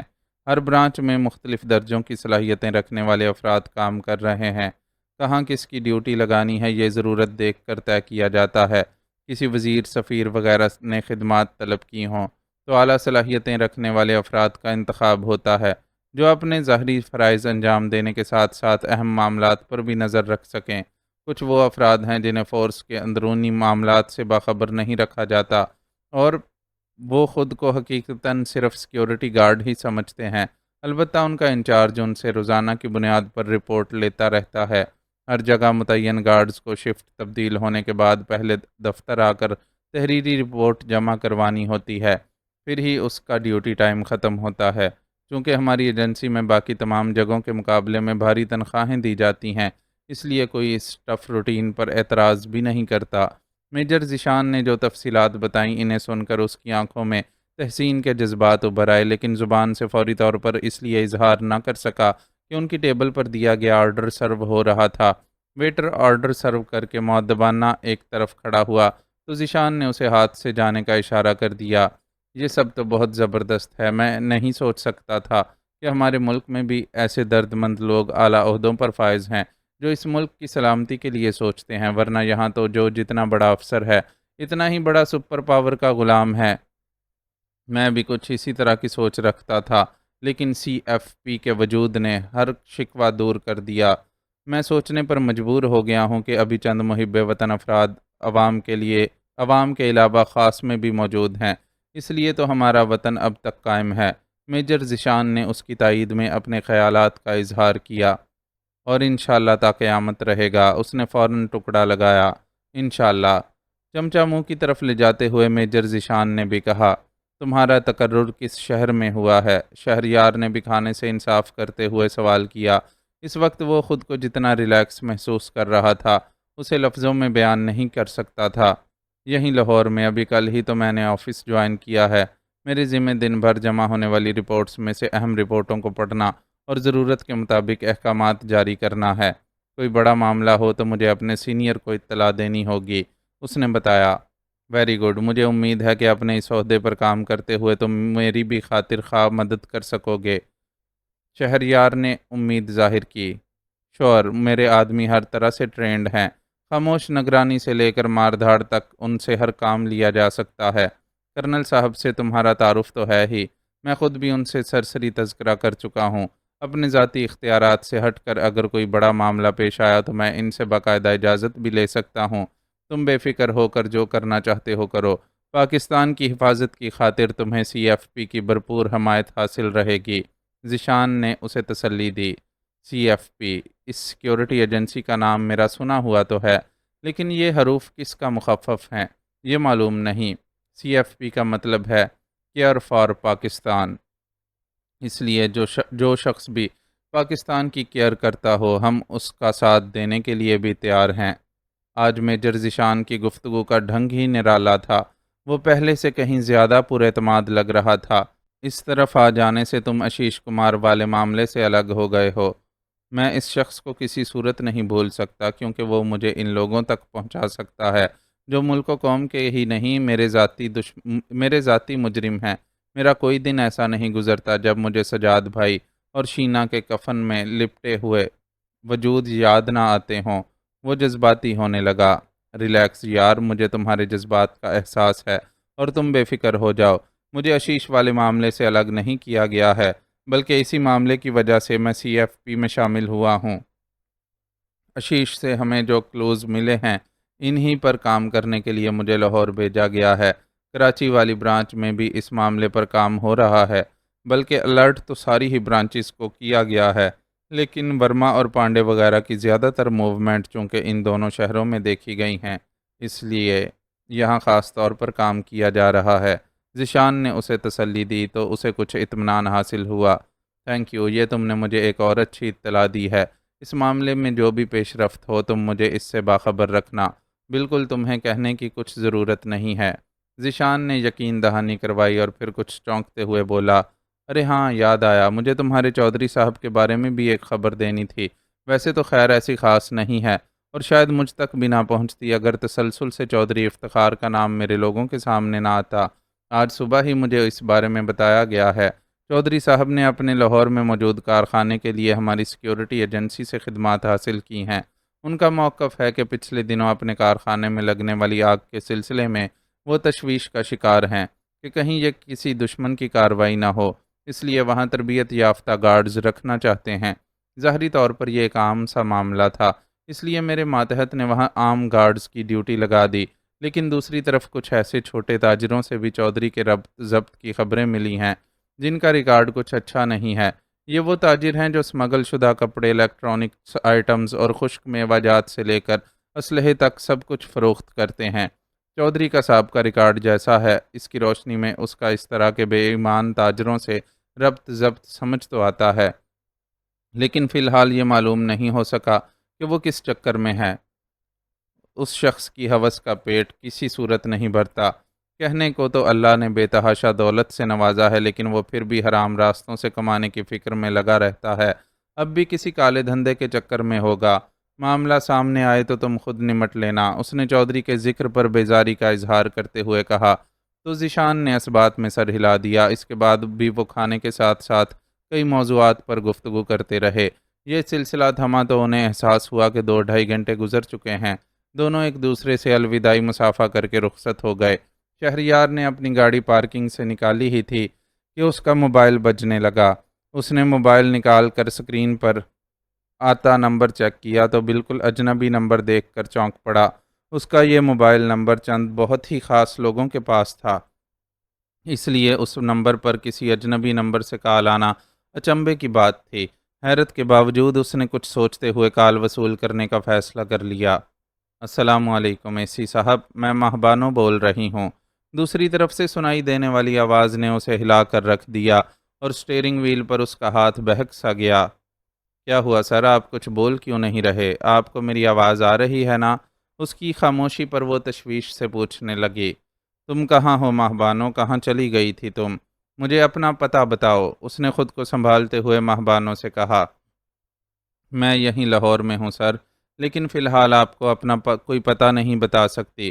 اصل میں یہاں میرا ایسا کوئی ٹھکانہ ہے ہی نہیں جہاں میں آپ کو ملاقات کے لیے بلا سکوں، لیکن میں آپ سے ملنا چاہتی ہوں۔ اس نے اپنے فون کرنے کا مقصد بیان کیا۔ تمہیں جہاں بھی ملنے میں سہولت ہو مجھے بتا دو، میں فوراً پہنچ جاؤں گا۔ اس نے فوراً ہی کہا۔ مہبانو کو اس نے کبھی فراموش کیا ہی نہیں تھا، اور اب اچانک اس کی آواز سن کر ہیجان میں مبتلا ہو گیا تھا۔ جواب میں مہبانو نے اسے جگہ کا نام بتا دیا۔ وہ جگہ اس مقام سے کافی دور تھی جہاں وہ اس وقت موجود تھا۔ چنانچہ بولا، میں 1 گھنٹے کے اندر وہاں پہنچنے کی کوشش کرتا ہوں، تم میرا انتظار کرنا۔ اس کے بعد اس نے خلاف عادت گاڑی بھگانی شروع کر دی۔ رش والی جگہوں پر مجبوری تھی، لیکن جہاں بھی سڑک ملتی وہ گاڑی کی رفتار تیز کر دیتا۔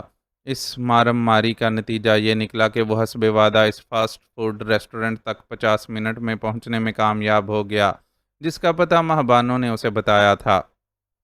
ریسٹورنٹ کی سیڑھیاں چڑھتے ہوئے بھی اس کا دل بے طرح دھڑک رہا تھا کہ جانے وہاں مہبانو کو دیکھ بھی سکے گا یا نہیں، لیکن اس کا ہر خوف اور وسوسہ اس وقت دور ہو گیا جب اس نے ڈائننگ ہال کے دروازے سے اندر داخل ہوتے ہی اسے ایک میز کے سامنے بیٹھا دیکھ لیا۔ وہ پہلے کے مقابلے میں کافی کمزور ہو گئی تھی، لیکن اس کی دلکشی و دل ربائی وہی تھی جس نے پہلی نظر میں ہی اسے اپنا اسیر کر لیا تھا، اور لاکھ کوشش کے باوجود بھی اپنا دامن اس کی محبت سے چھڑانے میں کامیاب نہیں ہو سکا تھا۔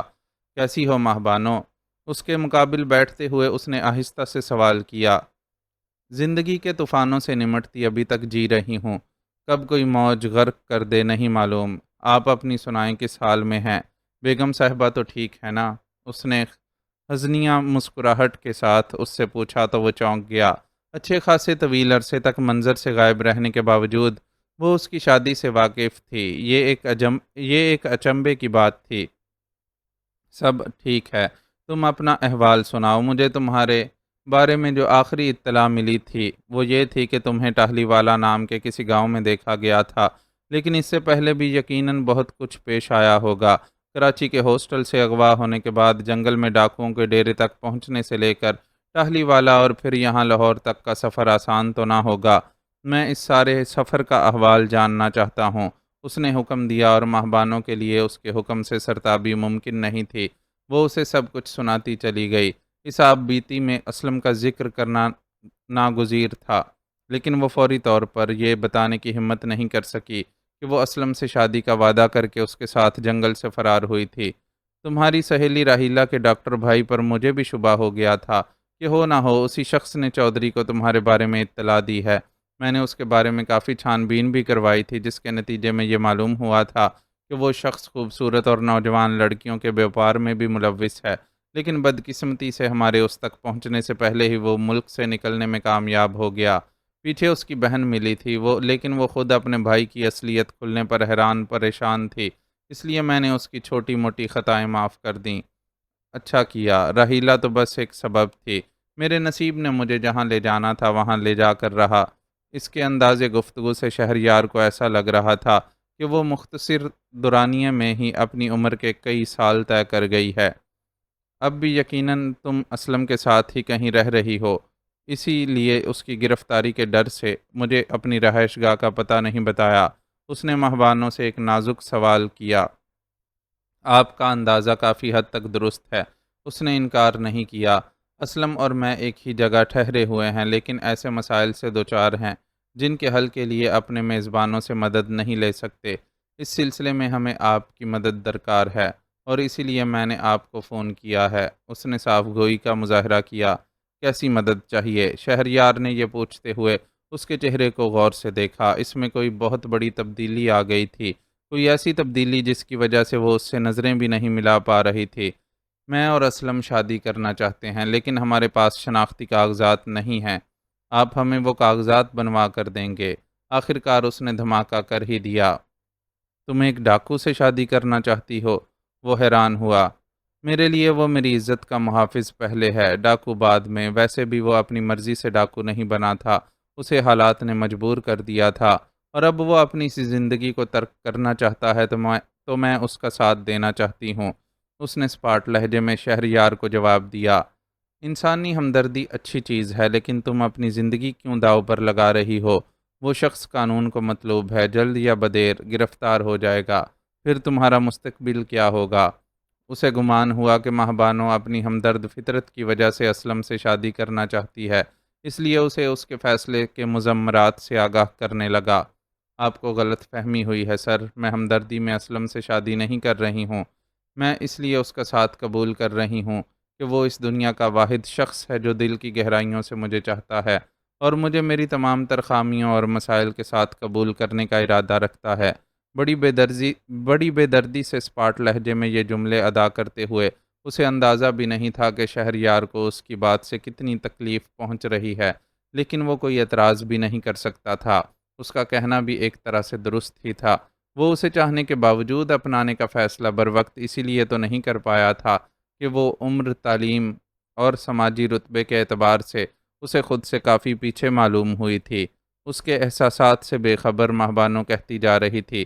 رہی اس کی گرفتاری کی بات، تو میں نے آپ کو اسی لیے مدد کے لیے بلایا ہے۔ آپ ہم دونوں کو ایک نئی شناخت کے ساتھ پاکستان سے باہر نکلنے میں مدد دیں گے، تاکہ ہم بلا خوف و خطر اپنی نئی زندگی کی شروعات کر سکیں۔ تمہیں اتنا یقین کیوں ہے کہ میں تمہاری مدد کروں گا؟ شہریار نے اسے بغور دیکھتے ہوئے سوال کیا۔ شاید اس لیے کہ آپ پہلے بھی ہر مشکل میں مدد کرتے رہے ہیں، اس نے ترنت جواب دیا۔ وہ الگ معاملہ تھا، میں تمہیں مظلوم اور بے قصور سمجھ کر تمہاری مدد کرتا رہا، لیکن اب ایک مبینہ ملزم کے فرار کا معاملہ ہے، میں کیسے کسی مفرور ملزم کا مددگار بن سکتا ہوں؟ اس نے اعتراض کیا۔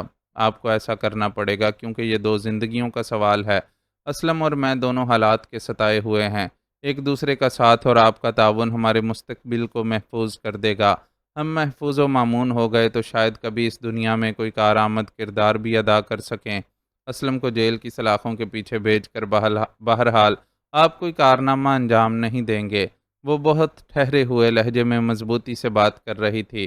شہریار نے خود کو اس کے سامنے مجبور پایا، صرف اس لیے نہیں کہ اس کے دلائل مضبوط تھے، بلکہ اس لیے کہ وہ مہبانو تھی، جس کی خوشی اسے دل و جان سے عزیز تھی۔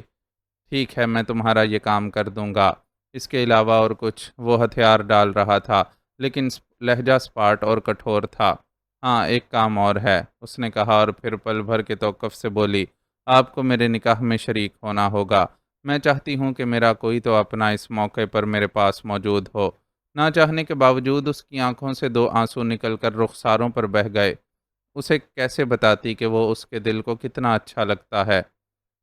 میں آ جاؤں گا، تم مجھے دن اور وقت بتا دینا، بلکہ اس سلسلے میں جو بھی انتظامات کرنے ہوں وہ بھی میں کروں گا۔ اس کے آنسوؤں نے شہریار کو موم کر دیا۔ تھینک یو سر، اب میں چلتی ہوں۔ اس کے لیے مزید شہریار کے سامنے رکنا ممکن نہیں رہا۔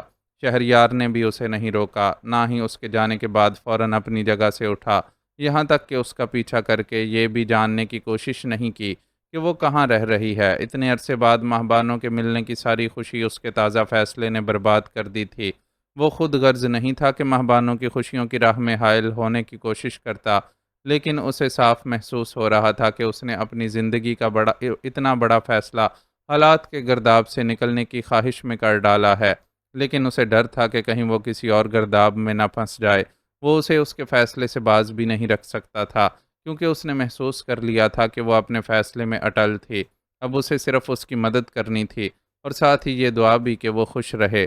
حتمی نتیجے پر پہنچنے کے بعد وہ خود بھی ریسٹورنٹ سے روانہ ہو گیا۔ اس کی منزل رانا ہاؤس تھی۔ وہاں پہنچتے ہی اس کا آفرین رانا سے سامنا ہو گیا۔ تم دونوں میاں بیوی ہم سے ملنے آئے ہو یا دوستوں سے ملاقاتیں کرنے؟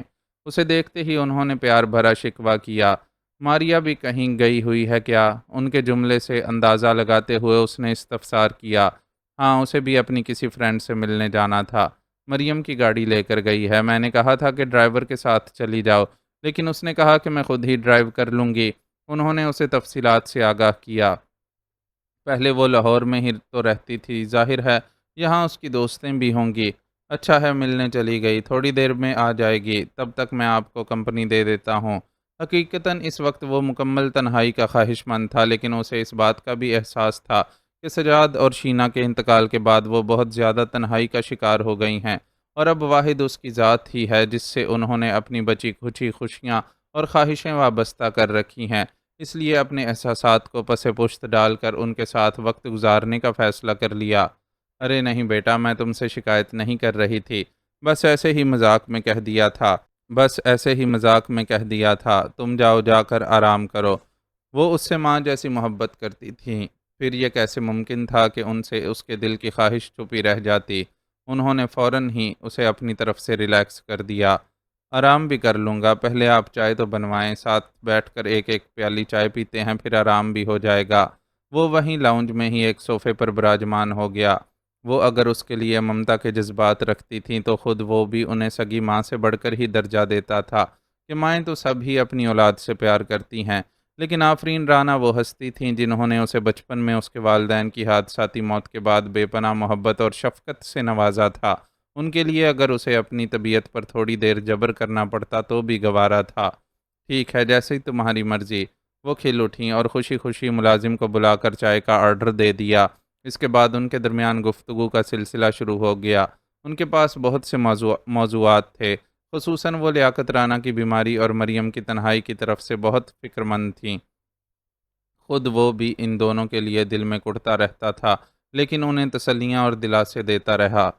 دیکھا جائے تو حالات نے سب سے زیادہ انہیں ہی متاثر کیا تھا، لیکن انہوں نے کمزور عورت ہونے کے باوجود ظاہری طور پر خود کو بہت سنبھال لیا تھا۔ وہ انہیں تسلیاں اور دلاسے دیتا، گفتگو کا رخ بہت ہوشیاری سے موڑنے میں کامیاب ہو گیا۔ چنانچہ چائے آنے تک وہ خاصے لائٹ موڈ میں آ چکی تھیں۔ چائے کے دوران بھی وہ دونوں ہلکے پھلکے موضوعات پر ہی گفتگو کرتے رہے۔ اس دوران میں ماریا بھی واپس آ کر ان کے ساتھ شامل ہو گئی۔ جاؤ اب تم دونوں جا کر تھوڑی دیر آرام کر لو، دوبارہ رات کے کھانے کے بعد نشست جمائیں گے۔ آخر آفرین رانا ہی کو خیال آیا تو انہوں نے ان دونوں سے کہا۔ اس بار شہر یار نے بھی تکلف سے کام نہیں لیا۔ وہ فارمل ڈریس میں خود کو تھوڑا سا بے آرام محسوس کر رہا تھا، اس لیے خود بھی چینج کرنے کی خواہش رکھتا تھا۔ وہ اور ماریا ساتھ ساتھ چلتے اپنے لیے مخصوص کمرے میں آئے۔ آپ کی ٹائی پن کہاں ہے؟ کمرے میں پہنچ کر وہ کوٹ اتارنے لگا تو ماریا نے اس سے سوال کیا۔ اس کا ہاتھ بے ساختہ ہی اپنے کوٹ کی جیب کی طرف رینگ گیا، لیکن جیب خالی تھی۔ وہ ایک ایک کر کے اپنی ساری جیبیں ٹٹولنے لگا۔ اسے اچھی طرح یاد تھا کہ پارکنگ سے نکلتے ہوئے اس نے ٹائی پن نکال کر اپنے کوٹ کی جیب میں ڈالی تھی، لیکن اب وہ وہاں موجود نہیں تھی، جس کا مطلب تھا کہ وہ ٹائی پن جیب میں رکھنے کے بجائے وہیں کہیں گرا بیٹھا تھا۔ کیا ہوا؟ ماریا نے اسے بغور دیکھتے ہوئے کچھ تیکھے لہجے میں پوچھا۔ سوری ڈیئر، شاید وہ کہیں گر گئی ہے۔ اس نے معذرت کر لینا ہی مناسب سمجھا۔ میں نے اتنے پیار سے آپ کو وہ ٹائی پن گفٹ کی تھی اور آپ نے ذرا بھی قدر نہیں کی۔ اس کا موڈ آف ہو گیا۔ I am extremely sorry darling, مجھے واقعی نہیں پتہ چلا کہ وہ کہاں اور کب گری۔ اس وقت وہ سخت ذہنی اذیت سے دوچار تھا۔ ماہبانوں سے ہونے والی ملاقات نے اس کے اندر تہلکہ مچا رکھا تھا، لیکن قسمت کی ستم ظریفی سے اسے ایسے نازک وقت میں ہی ہر رشتے کے نخرے اٹھانے پڑ رہے تھے۔ آدمی کو کسی کے دیے گفٹ کی قدر ہو تو وہ اسے جان سے لگا کر رکھتا ہے۔ آپ کے نزدیک میرے گفٹ کی اہمیت ہی نہیں تھی تو آپ اسے سنبھالتے کیسے؟ ماریا کا شکوہ برقرار تھا۔ اس میں مزید حوصلہ نہیں رہا کہ وہ اسے منانے کے لیے کچھ کہہ سکے۔ وہ منہ پھلا کر ڈریسنگ روم کی طرف چلی گئی تو وہ اس کے پیچھے جانے کے بجائے خود وہیں رک گیا اور خلاف مزاج کوٹ اتار کر ایک طرف ڈالتے ہوئے بستر پر نیم دراز ہو گیا۔ نیم دراز حالت میں ہی اس نے اپنی ٹائی کی ناٹ ڈھیلی کی اور مکمل طور پر لیٹ کر ایک تکیے سے سر اور منہ بھی چھپا لیا۔ اگر اس وقت آفرین رانا اسے دیکھ لیتی تو انہیں سخت دھچکا لگتا اور وہ سمجھ لیتی کہ وہ کسی بہت بڑے نقصان سے دوچار ہوا ہے، کیونکہ اس انداز میں تو وہ بس صرف بچپن کے ان دنوں ہی تکیوں میں منہ چھپا کر لیٹتا تھا جب اس کے والدین کا انتقال ہوا تھا۔ معزز ناظرین و سامعین، لائک، کمنٹس اور شیئر ضرور کریں۔ شکریہ۔